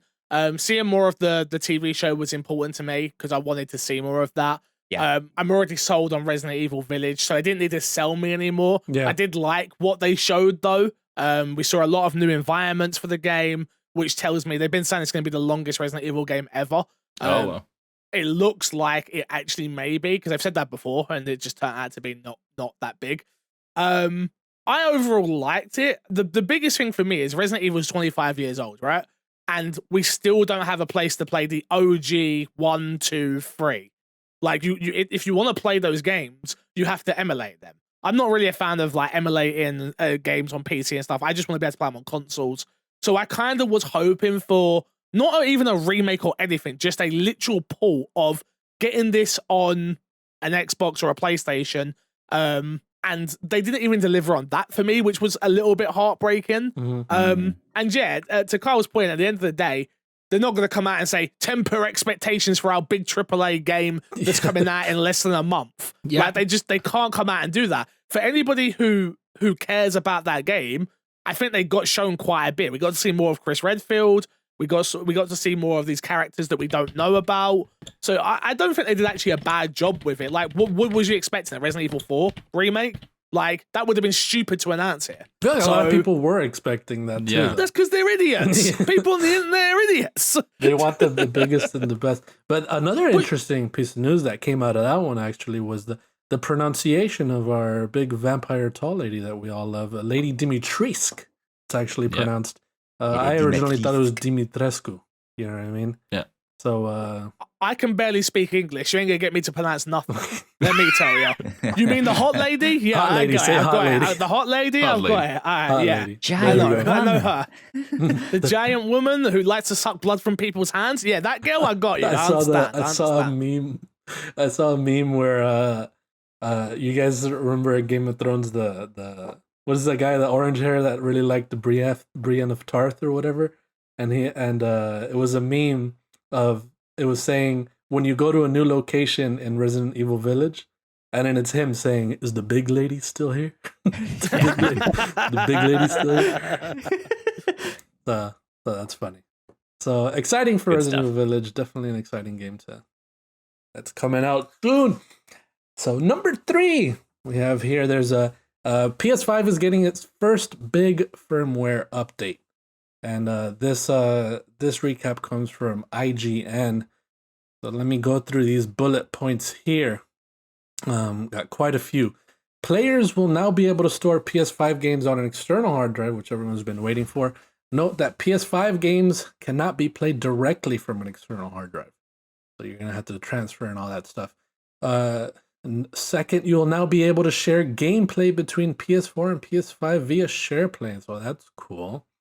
And then we also have a request to join option has been added to appear on both PS5 and PS4 consoles in the social menus for supported games.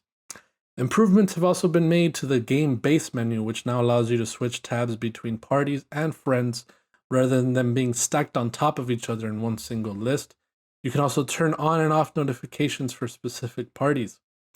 Adjustments to the audio menu allows you to totally disable in-game chat from the PS5 menu rather than using individual in-game menus, as well as adjust the volume of players you are talking to. A new option will allow you to preload upcoming game patches should the developer have enabled the feature. A new system for trophies will allow you to customize when images and videos are captured when you unlock a trophy. For example, you can dictate that video clips are only captured if you unlock gold trophies, which will help capture not only the most difficult achievements, but also save drive space on all those 15-second clips. There's also a new trophy stat screen that shows off a summary of your trophies. The PS5 now supports 1080p resolution at 120 Hz. Unfortunately, the update does not add any variable refresh rate support. A new option has been added to automatically switch video output to non-HDR when the console is displaying SDR video or games. And last, One Touch Play enables your PS5 to turn on your TV when the console boots and your TV to the right input. There's also a power off link, which will put the PS5 into rest mode if you turn off your TV. So this last one, is this them? No, it's not, right? Because on the PS4 we had, they don't have this. You hold the thing, you hold the PlayStation button, and it takes you to turn it off if you want. They don't have this here. You have to go through like 2 extra steps. No, so I feel like that's an update that we were all waiting for. I don't think it would ever happen.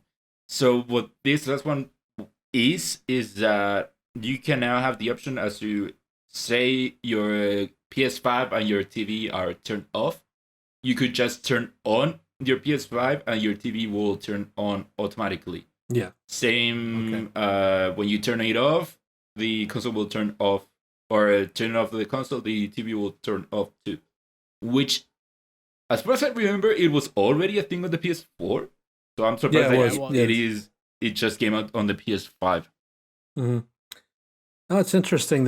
I feel like they've made the UI it's simpler, it's sleeker, but it's clunkier somehow. And I feel like with the improvements, it's eventually going to get to because I mean the PS4 didn't launch with an incredible UI either, but they improved on it, and at the end of it's still not at the end of its life, but at the end of its generation, sort of, it was a pretty incredible UI. So hopefully the PS5 does get to that, and this is the first big update that we're getting. Anything that you want to speak on, Kyle or Fixer, or this is just news right now? Just kind of news right now for me. I know this is not necessarily the storage solution that people were looking for, but it is a step, right? It's a step in the right direction. But yeah, I mean, at the end of the day, it's just like, I don't really think most people are even going to notice most of this stuff. This is just for like the hardcore of hardcore who really, really care about this stuff. But that's just me. Yeah. That's my take. Just a bunch of technical stuff. Yeah. So, that's good. That's same with me. Exactly the same with me. Nothing here. It's just news. Mm-hmm. I'm happy these features are coming. It's interesting though, because like obviously the war between consoles are dumb and stuff. But PlayStation fans love. I've been covering Xbox for like 5 years now. Yeah. PlayStation fans love to tell you when your console doesn't have something, but Xbox fans don't do that back. Because like I'm literally listening to you read this. I'm like, Xbox has this. Xbox has this. Xbox has this. Xbox has this. Yeah. I'm like, I didn't even realize my PlayStation couldn't do half these things. Interesting. So it's just do you remember when the spreadsheets come out? It's like the PlayStation can do this, but the Xbox can't do that. Like. Yeah. No one cares. Just play your plastic boxes, you idiots. Like, come on. Just get them and enjoy whatever you want to enjoy. It is interesting that there are features that were on the PS4 that were, for whatever reason, missing on the PS5. Yeah. I guess that the One Touch Play thing, I'm pretty sure it is. Yeah, I'm sort of positive it is on the PS4 already. It is. So, looking at the other things that we have here, there are plenty of things here that I'm glad that they're addressing. I know there are a couple of things here that I certainly have a problem with. For example, I didn't know before the update that it wasn't a thing, but the share play between PS4 and PS5. The other day, I was playing with a friend who was on PS4, and it surprised me that it didn't let me share play with him or share my screen with him, and I didn't know that it was because of the PS4, PS5 difference. So I'm glad that they're addressing that. Other things here, the ability to mute people from the beginning and not having to go to the in-game menus or even the game cards. It is a thing that a lot of people were asking for. And so I'm glad that it seems that they are addressing things that people had a problem with. There's another thing here, the game-based menu. I recently started using it because I've been playing with friends online. And yeah, I realized that the game-based menu was a bit weird for me, how it is a list that starts at the beginning with the parties, and then if you want to see what your friends are playing, you have to scroll all the way down. And so I'm glad that they are addressing that and making it different things. And then the last one that I want to talk about is the preloading patches, which I think it is weird. Why would you, if you have the patch ready and up, why not make it live? I think to quell the initial, everyone can download this thing right now, right? If they get some people preloading it, then it won't be as big of a hit on their servers and stuff like that. Well, there you go for the PS5. Last thing I want to say on that I really want them to fix is sometimes when I move my PlayStation 5 from my bedroom to here so I can stream something, that whole process of plugging it into the capture card and making sure all the settings are right is abysmal. It's a mess.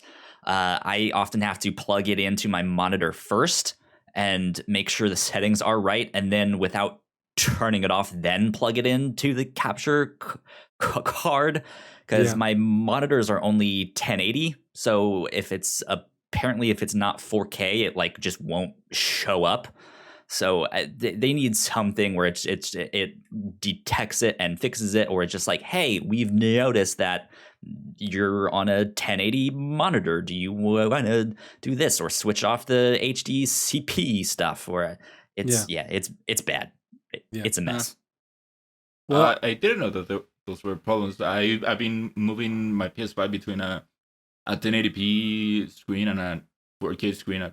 I do not have any capture card and stuff like that. So for me, it's with the capture card specifically. Yeah, you have if to change I the plug it settings directly into the monitor, it works fine, and it detects it. But my TV is 4K, and so when I'm moving it into here, if I were to plug it into the capture card first, it still thinks it's on a 4K monitor, because my computer monitors are only 1080, it won't show up. And so I have to plug it into the monitors directly first, and then be like, no, you're on 1080, then unplug it and plug it in to the capture card, and then it works. So I don't know. It's stupid. It's dumb. At least they're not letting the PS5 to die, right? Let's hope they support it for a good amount of time from now on. Incredible launch. I think it's top selling right now, fastest selling console, I think. Currently, so far. Indeed. So good for them. With that segue, I can go into the NPD for March here. This comes from VentureBeat, Jeffy Grubberton. Let me go from the top 10. So let me start from 10 to all the way to 1. So number 10 here for these are the top games that sold in the top 10 games that sold for March of 2021. Minecraft is number 10. So Minecraft still continues to sell. I don't know why. Or I do know why. New people need it. I understand people need Minecraft. But Minecraft goes hard. Great game. Number 9, we got Super Mario 3D All-Stars. So March was the last month that it was available. So a bunch of people. I have my sealed copy if anyone wants to buy it for $300. Sealed, unopened. And so many other people. Yes, I saw people I think on eBay selling it for thousands of dollars. Like the day it was. So a lot of people bought it then. And then number 8, we have Animal Crossing New Horizons, of course. Number 7, Assassin's Creed Valhalla. Number 6, Mario Kart 8, which is still selling. And number 5, we have Marvel Spider-Man Miles Morales, which is great. Number game. 4, Super Mario 3D World, which just released with Bowser's Fury. And then 2 new ones here we have that came out in March. Yeah, they both came out in March, correct. Number 3, Outriders, and number 2, Monster Hunter Rise, which are both incredible games. And number 1, Call of Duty Black Ops Cold War was 2 last month. What was number 1 last month? Super Mario 3D World was number 1 last month. So Black Ops Cold War selling at the top once again. So we have a few bullet points here that are interesting. Miles Morales has outsold The Last of Us Part 2 as of today's date. So good for them. What a milestone. Wild. I mean, part of me expects that, but it's weird to see it in video game form because Spider-Man has always been Marvel's top-selling comics, and Miles has been a great book since he got started. So to see the continued success, especially in the video game world, is just like, man, they really have something special with him. Just to interject there, in the same breath, we all bought PS5s and needed something to play on it. We had nothing else. Like Miles Morales is a fantastic. What else? Narcisus, don't do this. Don't do this. I'm about to embarrass you. There was Demon Souls. You had Spider-Man. You had Astrobot. Yeah. Okay. Astrobot was free and installed on the console. So you have something to play. No, but to buy. You know, you can beat Astrobot in one sitting. Yeah, like you can. Demon Souls is for a very, very, very niche audience. Yeah. Sure. Spider-Man Miles Morales is the only next-gen game that is out there for everybody can play it. There's no barrier to entry. It's a family-friendly game. Like, to me, it makes perfect sense. Like, you need something to play on these new boxes. So you're going to pick up this new Spider-Man game, which, to me, I get it. I was shocked at first, and then I thought about it a bit more and was like, oh no, that makes sense to me. Like, that's fair. Early games do sell well. That's why people want to be launch titles. Like, they want to be launch titles because people will gravitate towards those games just because there's nothing else. Not that Spider-Man's like one of those type of games that people wouldn't have gravitated towards anyway, but it being there day one on the console, you pick up a PlayStation, 9 times out of 10 you're buying Miles Morales with it. People are waiting to buy PS5s to play Miles Morales. So it makes sense to me. Yeah. But I do not think that that's the only reason or even the biggest reason, because if you compare it to The Last of Us Part 2, which comes from a critically acclaimed, very beloved franchise, and coming in at the end of the PlayStation 4 generation, that's a lot to surpass it. That's a big accomplishment. And I think probably has to do with the fact that Spider-Man PS4 already was a huge seller. So even then, it was a continuation for that. So I think that the fact that it was a continuation of it and that it was a Spider-Man game, I think had more to do than the fact that it was a launch title for the PS5. I know that's my opinion. But of course, no. Sort but of the same opinion. I think it comes down to the same thing of it's more accessible. Yeah. Like you got to think like if you've got a PS5, you're a dad at home, you've got a PS5, right? And you've got kids, you're gonna just pick up Spider-Man because it gets your kid to shut up for 10 minutes. Also, everybody knows Spider-Man. You can't pick up Last of Us for your kid to play it for 10 minutes, especially not 2. Like, maybe 1 you could be like, all right, I'm going to teach you about this world. 2 is just like pure gore. It's like, I'm going to geez, teach you about this world. I think it makes sense. I don't think it's as big a shocker as what some people are making it out to be, because I think us in the circle of video games and the world and blah, blah, blah, we understand that Last of Us is Last of Us. Yeah. If I go to all my casual friends, they ain't got a clue what Last of Us is. They care about Spider-Man. Like, you got sometimes you got to take yourself outside of the video game world and the video game bubble and really think. People that are picking up FIFA, Madden, baseball will also pick up Spider-Man because it's Spider-Man, you know? Yeah. Yeah. Mm-hmm. That's true. That's true. And Call of Duty being number 1. That's that's something that casual people play as well. Next bullet point here, I already mentioned this. PlayStation 5 is the fastest selling console in U.S. history in both unit and dollar sales through lifetime sales, with 5 months on the market. So that's freaking incredible. Yeah. And the last bullet point here, the PS5 DualSense wireless controller was the leading accessory in dollar sales for the month of March as well as the first quarter. And that is because I can give you the reason. That is because they're all breaking now, just like mine did. So I had to buy it in March once again, and I have to call them to replace mine. So let's hope that happens. But that is why it was the leading accessory in dollar sales, just so you guys know. Gino's a little bit salty. And those are the final bullet points we have. And that is all the big news we have for the week, Kyle. Take us into new and notable. Bam.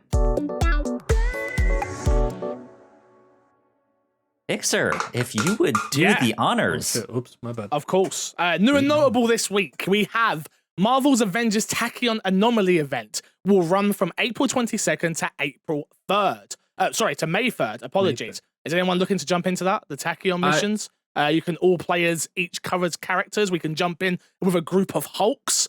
How's that sound, everybody? I have some thoughts on it because, they're making the ability for people to squad up with repeating characters, and they're making it be a big thing, and they're making it an event. And I think that a lot of people want that to be a thing in the game. So permanently, when they said that it was only available between April 22nd and May 3rd, I was surprised because I thought that they were gonna make it like a thing for it, and no, it is just a limited time event. So yeah, it's interesting.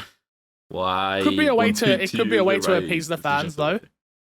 It could be a way of like they're testing it out. I did a roundtable interview with the team about a month ago, and they were very much of like, we are listening to the fans. We want to be listening. It was Scott Amos and the team, and they were like if this sticks, I could totally see after the time going being like, oh, it worked, it didn't break the game, and we can keep it in there. But I get what you mean. Yeah. Next, we have Aloy, the main character from Horizon Zero Dawn, is now available to play in Fortnite. We got any Fortnite fans? Heck yeah. Yeah, 100%. I had my friend buy this for me because I didn't want to buy it. So, hey, will you buy this for me? So she bought it for me. Thank you very much. And I have not opened the gift yet, but I will turn on my PS5 and accept that gift to play as Fortnite, as Aloy. I mean. Yeah, freaking incredible. Also, I think so they were having an event or something like that with Aloy and Lara Croft, and I think that they were having some trouble with it, so they had to turn it off, if I'm not mistaken. So that's worth noting. I don't know if it's back up or not.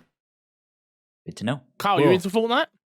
Not a huge Fortnite person. I've played a little bit, but I love seeing all of these new characters in a game like that. It's like 5-year-old me just playing with action figures and stuff. I'm just like, this is amazing. This is great. It is. It's cool. Yeah, it's crazy. When they put Master Chief in there, I was like, yep, I'm buying that. I don't even play that Fortnite that much, but I'm like, I'll have that definitely. That's what they do. They put in skins so people that don't even play it could be like, damn, I really want that. Yeah. And then they just come in and buy the skin and then play a few matches, and then they're back for the next skin that interests them, you know? Yeah. Crazy. Yeah. From April 19th till May 14th, PlayStation users will be able to pick up Horizon Zero Dawn for free as part of PlayStation Play at Home program. That's great. I'm sure most of us already played it and own it. I sent my copy to to Virtual Tricks. She wanted it. She wanted it ages ago, and I was meant to have sent it like a year ago because I'm very bad at remembering things. And I saw it on my shelf. I was like, I probably should send this to Scotland.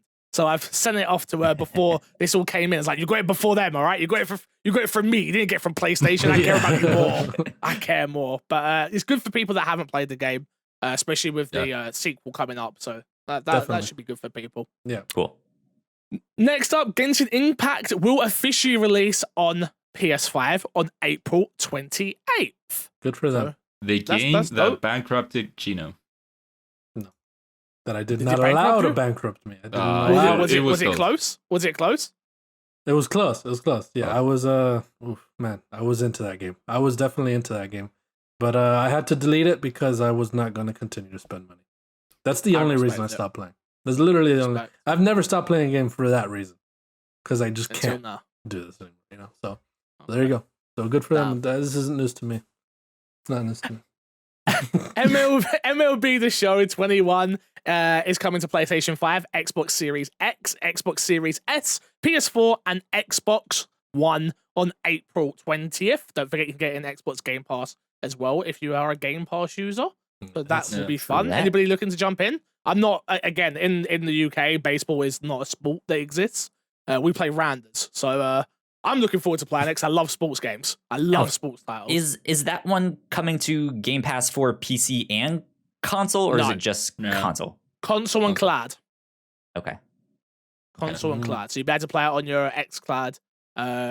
Still think it's wild. Still in my head, the fact that Xbox players can play this game for £1 if they've never had Game Pass, or $1 for you guys. And PS4 people are going to pay $70. Yeah, It's it is crazy, wild. man. Wild. Wild. Did you guys see the picture floating around of, I think it was a baseball game where, you know how they have all these advertisements going on I did see throughout the this. field? Yep. There was this one that was for MLB The Show, but it was Xbox doing it. And Mhm. so it was wild seeing MLB being promoted with the Xbox brand. That's crazy, man. Yeah. Wild. It's going to crush numbers as well. And that's going to be a weird one a part of me feels like Sony are going to be happy about it though, because they're going to actually see the inside of what Game Pass can do. Like, Mhm. and then for them, it's like, all right, well, maybe we should turn PlayStation Now into something similar. They probably will never do it, especially PlayStation right now. I feel like they're very arrogant. I'm coming, Mom. Calm down. Jesus. Yeah, but I don't know. It's an interesting one. I can't wait to find out. I cannot wait. Yeah. Next up, Judgment is coming to PS5, Xbox Series X and S, and Stadia, April 23rd. I may have a code for this game. I may be playing this. Maybe. Oh, There you go. nice. Maybe. Yeah, Maybe. Judgment was when did it come out? 2019, I think. It was one Yeah. of my games of the year. Was up there that year. Judgment. It is a pretty good game to play. Highly recommend it. We'll see. Cool. We'll see. Can't say anything. I'm embargoed. Nick, How do do you- you have an embargo on the game now? it's the new versions, right? It's the PS5 version and the Xbox Series Yeah. X version, the It's the Stadia same version. game. You don't know that, Ignacio. You got a code? Maybe they are the stuff. Can't say anything. Nick, how the hell do you say this? I always get it wrong on my own podcast. 8675309. Right? That's Yeah. it? No? Yeah. Okay, no. Near It's Never Replica. mind. Replica version joke is old. 1224744874139. Yes. Yeah, coming Very excited. April 23rd. Very Yeah, are excited you for it. excited for this one? Yeah, especially coming off the near content in Final Fantasy, I want to jump right into near. You know what I mean? So Guy's such a definitely super nerd. excited for He's it. such a nerd.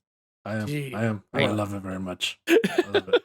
And the last piece of news is the next Ubisoft Forward is happening June 12th at 12 p.m. PT, and it will be part of E3. So Yep. very excited about E3 coming back. The mess of what it was last year, I wasn't impressed. I wasn't happy. So I'm happy that E3 is back. Xbox a part of it. Ubi a part of More it. Sam Fisher. More Sam Fisher, please. More Sam I'm Fisher begging in you. It's not coming. games other Please. than Splinter Cell. I'll give anything, please. They're gonna do Splinter Cell mobile. That's what they're No, gonna do. it's I'll gonna take be it. Sam Fisher in the Rabbids game. Sam Fisher Rabbids. That Oh would my be god. so funny. All right. Yeah. There you go. All right. Well, with that, Ignacio, take us away for the lightning round. So we had some interesting things here for the lightning round this week. First up, we have the official Metal Gear Twitter account seems to be up to something, teasing something. Let's see. So right here I have it pulled up. So what we have here is that apparently there's this Twitter account called for someone called Tom Olsen, who seems to be a fictional character at the Tom Olsen. And this Twitter account has been tweeting out certain captures from what appears to be Metal Gear Solid 2. So they've been tweeting out as if they are a part of the world. And so the tweeting question here has a picture of like a computer room from what appears to be inside of Big Shell from Metal Gear Solid 2, and the caption says here, "Came out to the computer lab to say hi, but there's no one here. They must have been they must be at a Scrum meeting or something. Maybe next time. And so for this tweet in specific, the Metal Gear official account retweeted it and said with it, Tom, we talked about this. Please check your codec each morning for meeting updates and evacuations in case of PMC incursions. And if we have visitors, coming next week. So finish cleaning the vents and make sure the flags are all hung properly, but do not touch the C4 this time. Interesting. The Game of Thrones Twitter account also tweeted winter is coming, so that might be related. Game of Thrones goes over. Weird. But yeah, this seems to go pretty well with the rumors of Konami making a Metal Gear, I don't know if the trilogy or a collection for the newer consoles. They are up to something here, it seems like. There seems to be something here. Mm-hmm. What Game is afoot. Yeah. Do you guys I don't know. want I want a Metal remake. Gear games? I would absolutely love a new collection of all the Metal Gear games and stuff like that. But I think this plus what we mentioned in the Indie World Showcase, where there was this other game being made by Konami, and it's been a while since Konami has been making games. Because, like we said, they mainly focus on pachinko machines now. So strange. There's some rumblings from Konami. Interesting. Next up, we have here. So, if you guys didn't see it this week, a news story came out from Bloomberg that said that several key players were looking at maybe acquiring Square Enix. I was one of them. Joe was one of them. Yeah. Apparently, they wouldn't accept his $20 bid. Unfortunately. $20 bid. Mr. Jackson here says that you can. There you go. So the update that we have here for the story is that apparently Square Enix says that it is not for sale after acquisition rumors. Yeah. Quote, we do not consider selling off the company or any part of the business, nor have we received any offer from any third party. Yeah, that's the same thing they told me. Oh my god, that's great. I was afraid. If anyone's gonna buy Square Enix, I would want it to be Sony because of the relationship they have with Sony. But I don't want them to be bought because I'm afraid that somebody else might. You know what I mean? Yeah. So stay where you are. You're huge already. Leave them be. Leave Square Enix be. You know what I mean? That's like what happens with this stuff usually, and Crash, my co-host on my Xbox and me, reminds me very often, which is sometimes they put these rumors out there so they can find out what people evaluate them at. Yeah. Just so they know what they're worth in terms of if they did want to sell.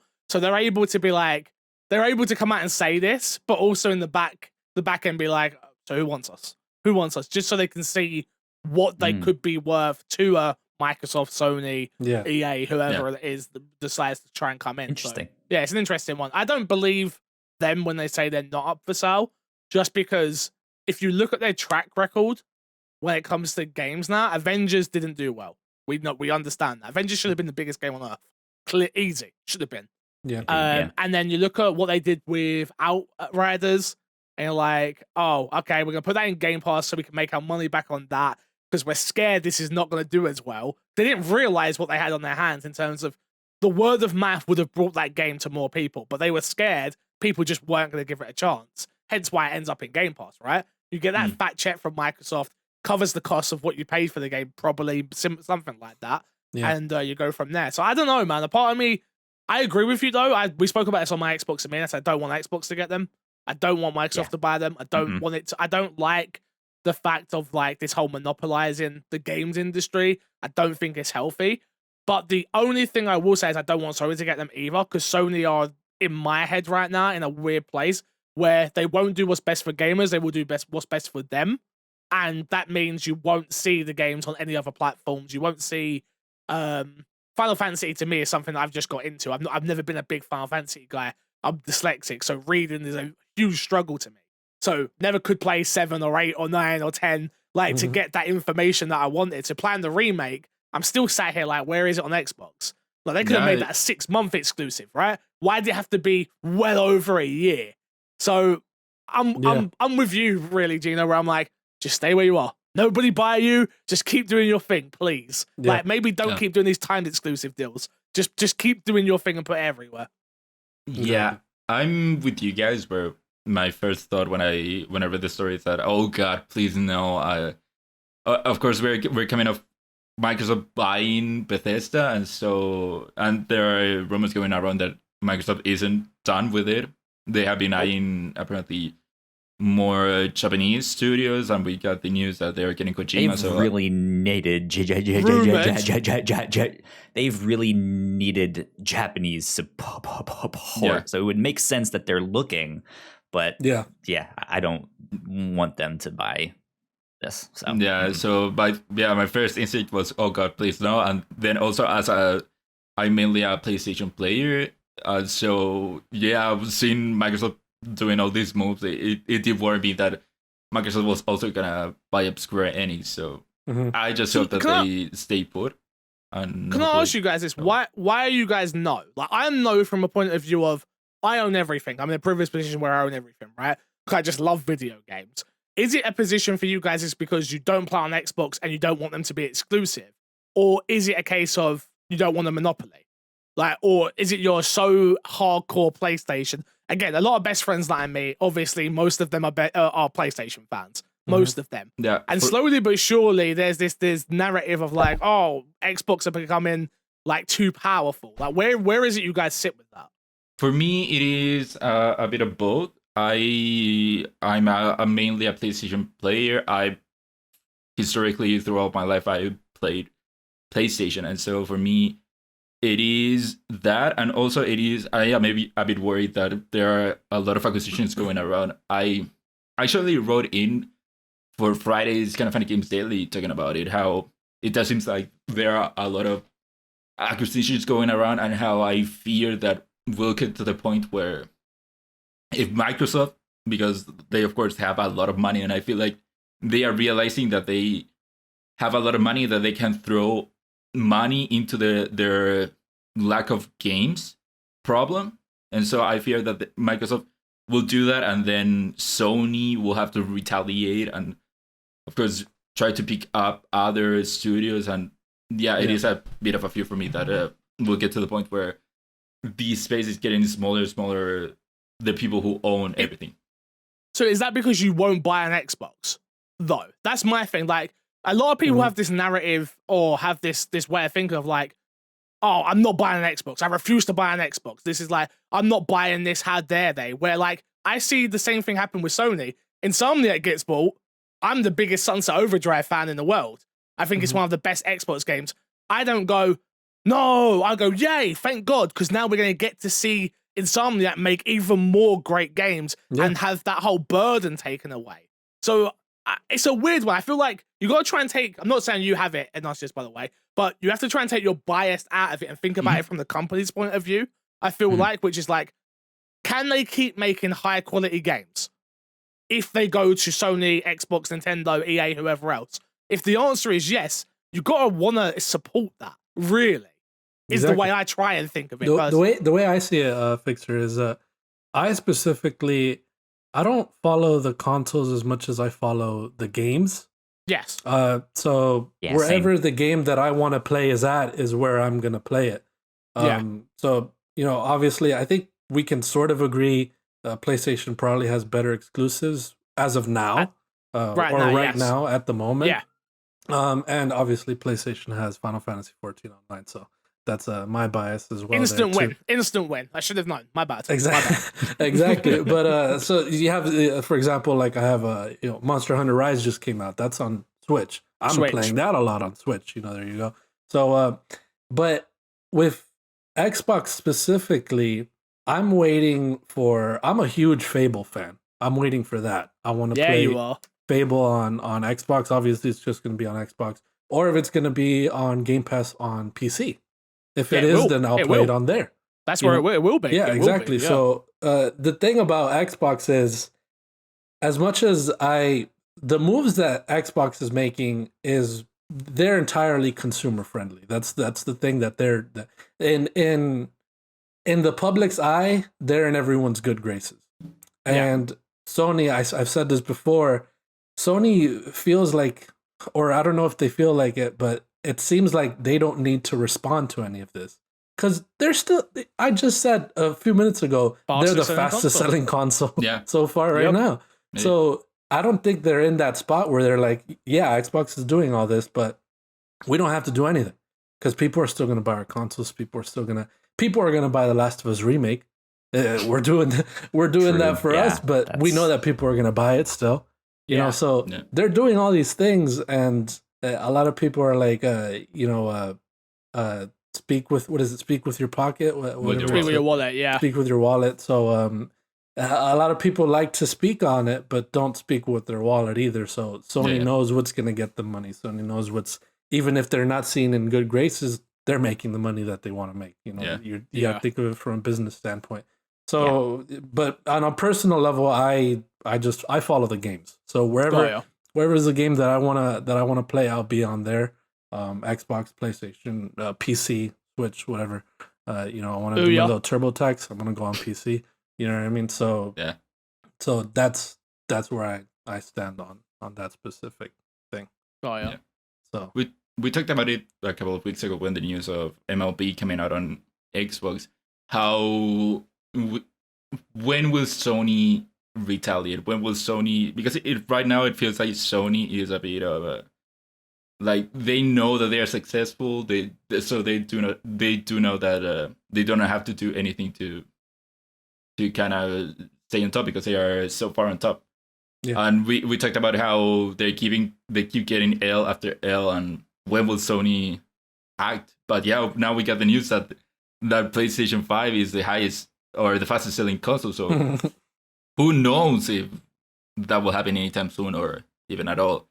But that literally comes down to manufacturing. We all know that, right? Like, both of these consoles are sold out everywhere. Yeah. All that comes down to is the console that can manufacture the most at one moment in time. Really, it's been a weird one for me because, like, covering Xbox, I've been like, I've not been around when Xboxes are sold out. I remember buying my Xbox One and nobody wanted them. Yeah, like I couldn't give away these things with a Kinect connected to it. So it's been a really interesting journey with the Xbox One and what they've done entirely. Same with Switch. Like, buying Switches at one point were crazy as well. But yeah, exactly. And it's kind of weird to think about because I think as we mentioned, that PlayStation doesn't really need to respond all that much in the same way. It's interesting because I think they're starting to become more of a niche console. Like, if this is the direction that they are still gonna go in, they will be the one of like, hey, if you want the big like movie blockbuster stuff, that's where you'll need to go. And I think a lot of people will still buy in. But if you just want like a solid, like, general gaming console, Xbox all the way. Like, you have to go with that. And so I think I'm kind of with Gino that if there's a game that I want to play, I will follow it to wherever I need to go. But it is also scary to see things being consolidated because we've seen stuff like that happen before, and studios get shut down, and projects that we wanted just evaporating. So it's a scary thought, but it's still one that's developing, and we don't know exactly where it will shake out. Yeah. And Fixer, to your earlier question as to why, I don't know, was it like why I do not play an Xbox? To me, it is more of a thing of convenience, where I play games on PS4, PS5 now, and I play on Switch, and to me, I have no problem switching in between them. But the reason as to why Xbox is like I do not want to play there is because I do not feel like I have enough incentive to go and play consistently on there. And so when a game comes out that is exclusive to Xbox or PC, to me it is more of an inconvenience, and not in the same way as with my Switch. Since my Switch, I use it regularly. Going in between PS5 and Switch, it isn't a problem for me because it isn't like a rare occasion. It is something normal. Whereas since I do not have much of an incentive to play on an Xbox, it is more of an inconvenience when that has to happen.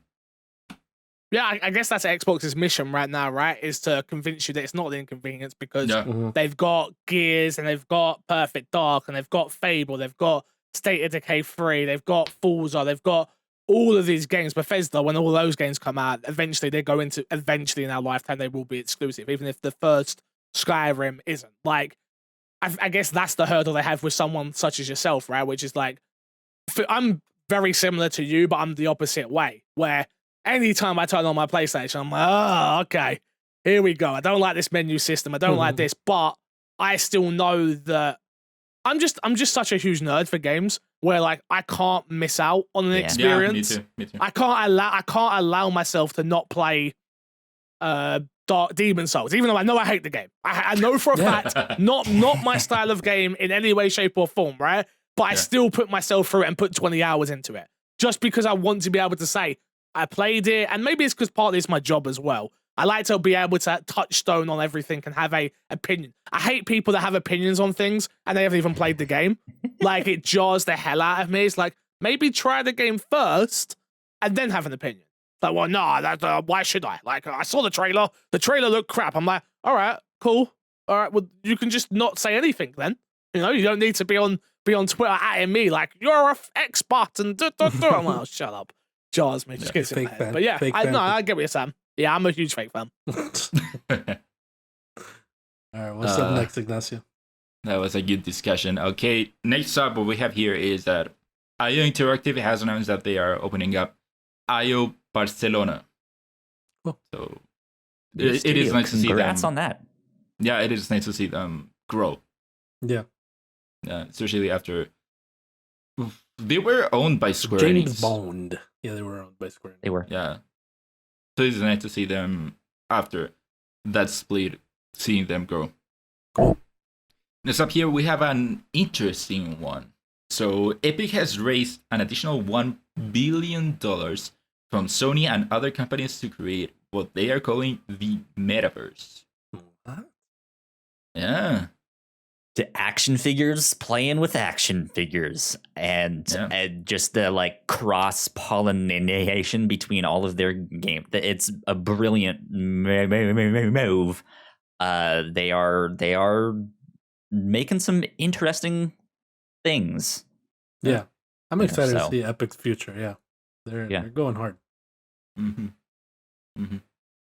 Next up, what we have here is that Sega might be remastering Sonic Colors. Sonic Colors. Did any of you ever play Sonic Colors? Heck is Sonic Colors? I've never. No. So Sonic Colors is a Sonic game that came out on the Wii.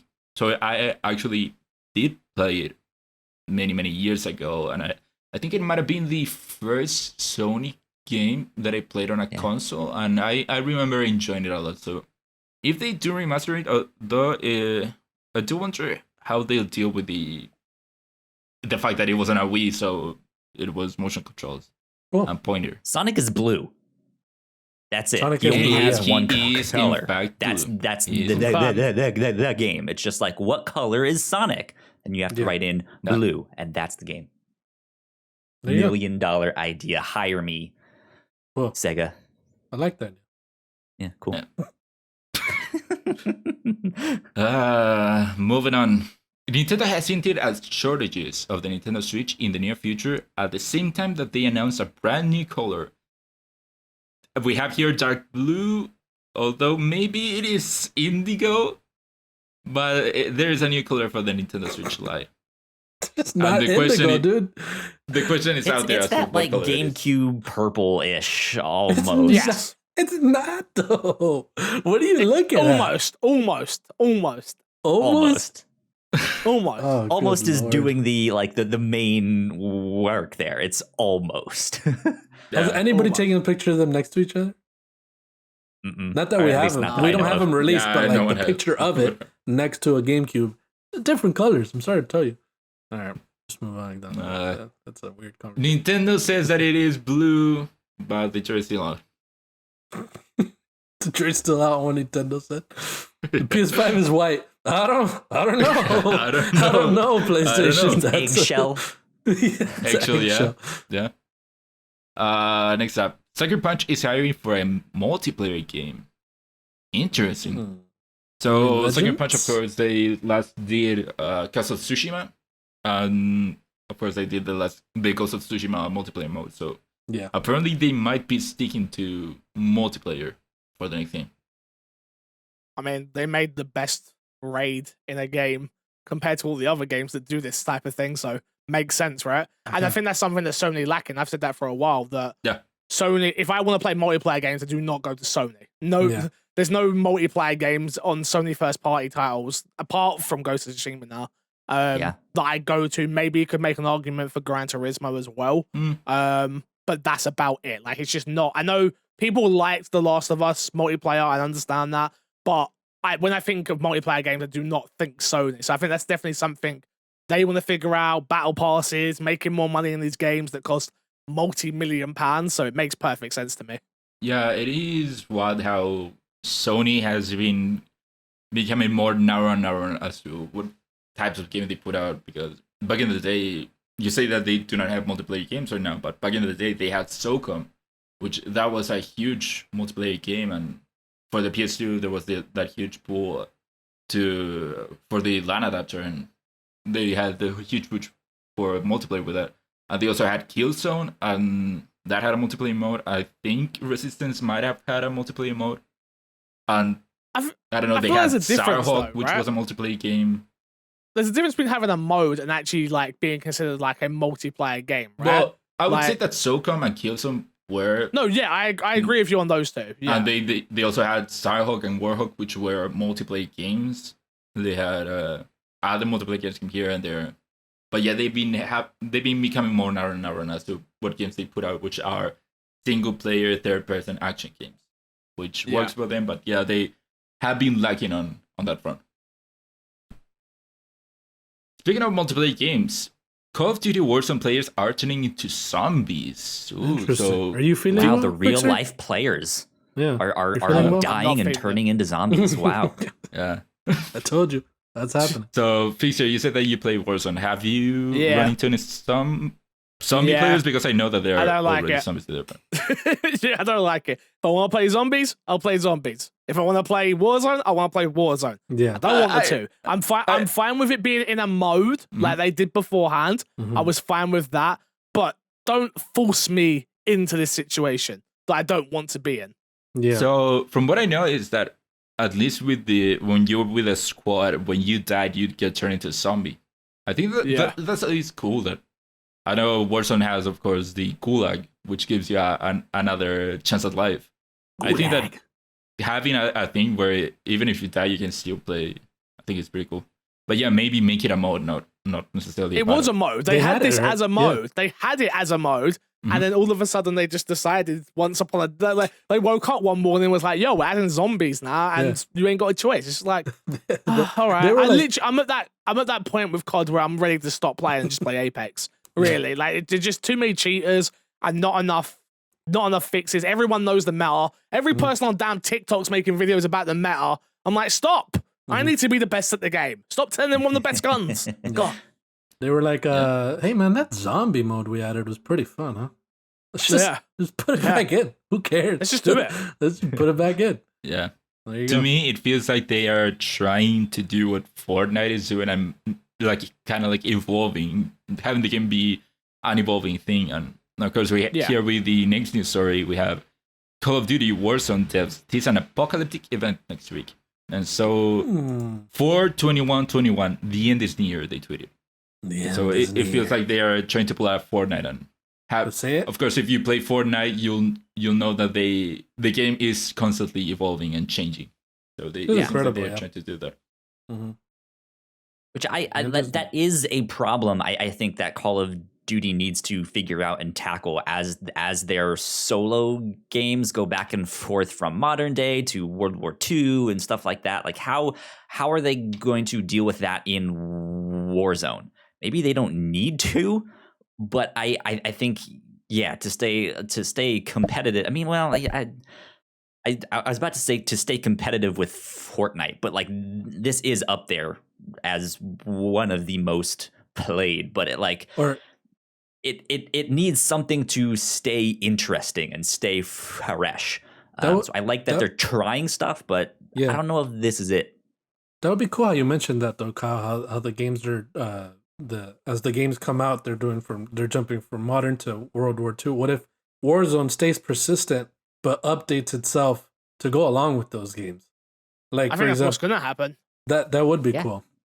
Yeah. Well, they did that with the new Black Ops, right? Which was like all the Black Ops guns are in Warzone. You can use all them. You can level them up. If you're playing zombies, you can level up guns. It all worked across the board. I think Warzone was meant to be a year thing. That's it. They didn't plan on it being as big as it was and having as many players. It's the go. I know Fortnite's still humongous, obviously, but Call of Duty among like our age group is the go-to multiplayer game at the moment. Yeah, and that's dope. Like obviously, I think both could exist. They clearly are. They're both making a shed ton of money, which is dope for them. But yeah, I don't know. It's an interesting one. Yeah, there are for sure different kinds of products. Where I know I have a friend that likes Warzone, and I have another friend that likes Fortnite, and so I've been jumping back and forth between them. And for Fortnite, I am competent. I can win, and for Warzone, I'm just so bad.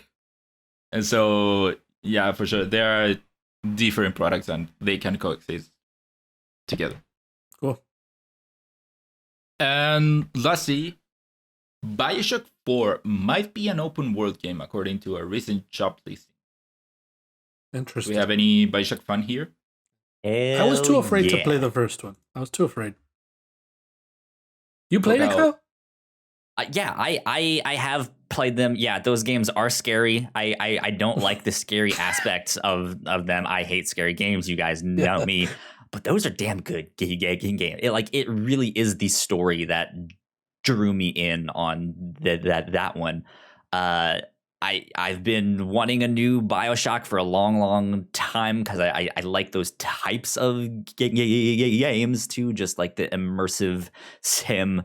And I'm interested to see what they do next because BioShock has a very specific formula of like, oh, there's this new society up in the sky or under the water, and so like it's going to be interesting to see what they do with it next. Yeah, cool. It's been a while since Infinite. It has, yeah. We're coming out to 8 years, no? Yeah, so it is due. A new one is due. Yeah. Wow, yeah. There you go. Yeah, and There that's you all go, we have indeed. for Lightning Round this week. All right. Well, we are coming to a close of our podcast here, but we like to end the show each and every week by talking about what we are excited about for this next week. So, Fixer, I will start with you. What are you excited to jump into or play or watch or do this next week? Sleep. I have had some busy weeks the last couple. I'm taking Monday off, I think. I haven't decided yet, but I think I'm going to take Monday off and I'm just going to sleep. Other than that, I'm building. So at the moment, I've got like 4 YouTube channels, which is crazy. We've got the My Xbox and Me channel. We've now just launched My PlayStation and Me as well, which the first episode will be out as you're listening to this. Again, people only think I know Xbox because I've been doing it for so long, and people are like, we want to hear your PlayStation opinion. So we've started that. We'll see where that goes. Cool. We're also building out more MC Fixer, which is a strictly gameplay focused YouTube channel. YouTube algorithm's super weird at the moment. So they don't really like long form content at the moment. They're really into short form content. So we're trying to hit all that. And then I've got my main channel, which is MC Fixer, which is like reaction content and things like that. So yeah, man, it's a busy one, but I think I'm going to take Monday off and just sleep. But yeah, it's been a pleasure. So thank you so much for having me, guys. I do appreciate it. Yeah, thank you for coming. Nice to have you here, Fix. Yeah. It's been a oh, good not you. podcast. Sorry, Gino. I didn't mean you. Well, sorry. I think it's nice. The other two. The other two. I wasn't talking to you. My bad. Team Greg. Exactly.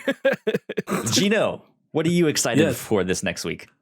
So actually, these next 3 weeks are pretty exciting for for a lot of reasons. We got Nier Replicant this week, then we have Returnal the week after, and then we have Resident Evil Village the week after. So my wallet is not excited, but I am. I sure am. And to continue playing Final Fantasy, of course. It's a great time to be playing video games, my friends. Great time. Definitely. Especially. So that's all I'm excited for. I'm excited for the next 3 weeks. After that, I don't know what to tell you. Pokemon Snap? What about Pokemon Snap? Yeah. Oh yeah, when's Pokemon? Oh yeah, it's on the Same 30th day as as well, Returnal. right? Yeah, it's Returnal. Yeah, there you go. That too. Oh my god. Good lord. So much good stuff. Yeah. His face is just like, I don't have this much money. I'm in trouble. Ignacio, what are you excited for this next week? You know, Kyle, I know how you love it when I say this, so I cannot think of anything. Oh my god. Wow. It's true. It's just Fixer, another week for me. sometimes these young whippersnappers need some discipline, right? They're sitting here like, life sucks. I'm not excited about anything. It's We're not on that a life sucks, podcast. like, Play life is along. good. Lord. Why do you think I've gone through like 7 podcast hosts on my Xbox and me? When they start acting like Ignacios, you got you got me out of it, you got to get him out of it. No, I'm joking. Yeah, that'll be the day when Kyle kicks me out. So, is there anything? Anything? Kyle, life is normal. Life is good. I Watching cannot think about Twitch.tv. Are you it. excited for it to be summer or winter or whatever the hell season it is where you are You're in not gonna Chile? play Nier? You're not gonna play Nier, Ignacio? No, Why not? it's not my kind of game. And so you should probably go get an Xbox and just play all those exclusives you missed. Yeah. Actually, There you go. have one. Go play Sunset. You have an over Xbox, you Drive. should go play those exclusives I you haven't missed. used it in way too long. I mean, Interesting. get those updates in. There you go. There you Go go. play some Gears. There you No, go. I tried Gears 1, not my thing. I'm also excited. tried Halo 1 and I didn't like it. I kind of hate it. Okay, Ignacio, that's good. All Okay. right, get off him. Just, Carl, please. All right, go. I'm excited for the day that Ignacio is no longer a curmudgeon. But no, I think I'm actually going to start trying to get back into The Sopranos. I started watching that at the start of the year, and I kind of fell off because I was binging it and was just like, you know what? I'm kind of tired of The Sopranos. So I'm going to start back up. Season 5 is where I left off. So I'm going to hopefully jump into that this next week and keep playing some Outriders too. So Nice. that is what I'm excited about. MC Fixer, thank you so much for joining us this week on the show. It was a blast to have you Thanks on. for having me. One last time, where can they find you on the internet? Everywhere at MC Fixer. You can find me everywhere. Twitch, YouTube, Twitter, Instagram, Snapchat, OnlyFans. I'm there. Don't worry, I'm there. There you go. TikTok, There you go. yeah, exactly. TikTok. Don't forget the TikTok. Yeah. Don't forget TikTok. Yeah, I like them. I Yeah. see them. I see them. I appreciate you. I appreciate you. Not more than I appreciate Greg, but I appreciate you. Okay, that's that I get. I accept that. I like that. Gino, where I appreciate can they Greg find more you? than I appreciate myself too. You can find me over on Twitter at Gino_Viteri, and if the little thing pops up, I hope you fixed it, Kyle. I did fix it. I left Did you? a Okay. note in the thing that I did Okay. fix it. Except All I do right, have to mention at the start of the podcast, I had Ignacio's thing on both of yours, on his and yours, and I fixed it and I did it again. So it's Okay. up there. It's fixed. Okay. It's good. So to reiterate, on Twitter at Gino_Viteri, and on Twitch I am Gino VII, or I say Gino7. So there you go. Find me on there. There you Still go. waiting for Geno 7 remake. Yes. Right? One day. One day. One day. One day soon. Ignacio, where can they find you? Well, they can find me on Twitter at Ignacio Rojas B. That's IGNACIOROJASB. Go. You guys can find me at Yo Kyle Springer on Twitter. If you guys want to stay up to date with all of our shows here at the Whatnauts, we are at the Whatnauts on Twitter. So go like, share, subscribe. You guys know the deal with that. We are closing in on 150 subscribers on YouTube. So if you guys want to go over there and help us out, get us to Nice. 150, that would be wonderful. Man, who would have thought that talking shit about Greg would have felt past quite a lot? Huh? I mean, hey, those like fake rap beefs and stuff, they went a long ways back in the day, you know? Trust. That's true. That's true. Yeah, There you Gino, do go. you have anything left in the tank? Fixer, do you want to get anything off your chest? Or Greg? No. No. I mean, off my chest of Greg. Greg, hello. My name's MC Fixer. You know who I am. Maybe we should work together one day. Cool. There you go. There Fair you go. enough. Sorry. Fair enough. I'm not quite as good as Gino at this, you know. I still have a lot left in the tank, and Greg has yet to see it, so it's coming for him. Don't you worry. Don't you worry. Please don't clip this out, Kyle, and send it. Please don't. Please don't. Please, not that. No, not Kyle, this one. We've already Kyle, done that. We've been there. I'm not ready. I want to clip out what Fixer just said and tag it as Fixer just wants to collaborate with Greg, and they just leave Gino's thing in the end. Like, don't even advertise it. Just leave it in there. Don't even put me. Look, Greg knows. All right, Greg knows. It's fine. Greg knows. There you go. All right, that wraps us up for this week. Thank you all for checking this one out. This has been number 67 of Crossplay. We will see you all next week. Bye. Two more weeks till 69. Hey.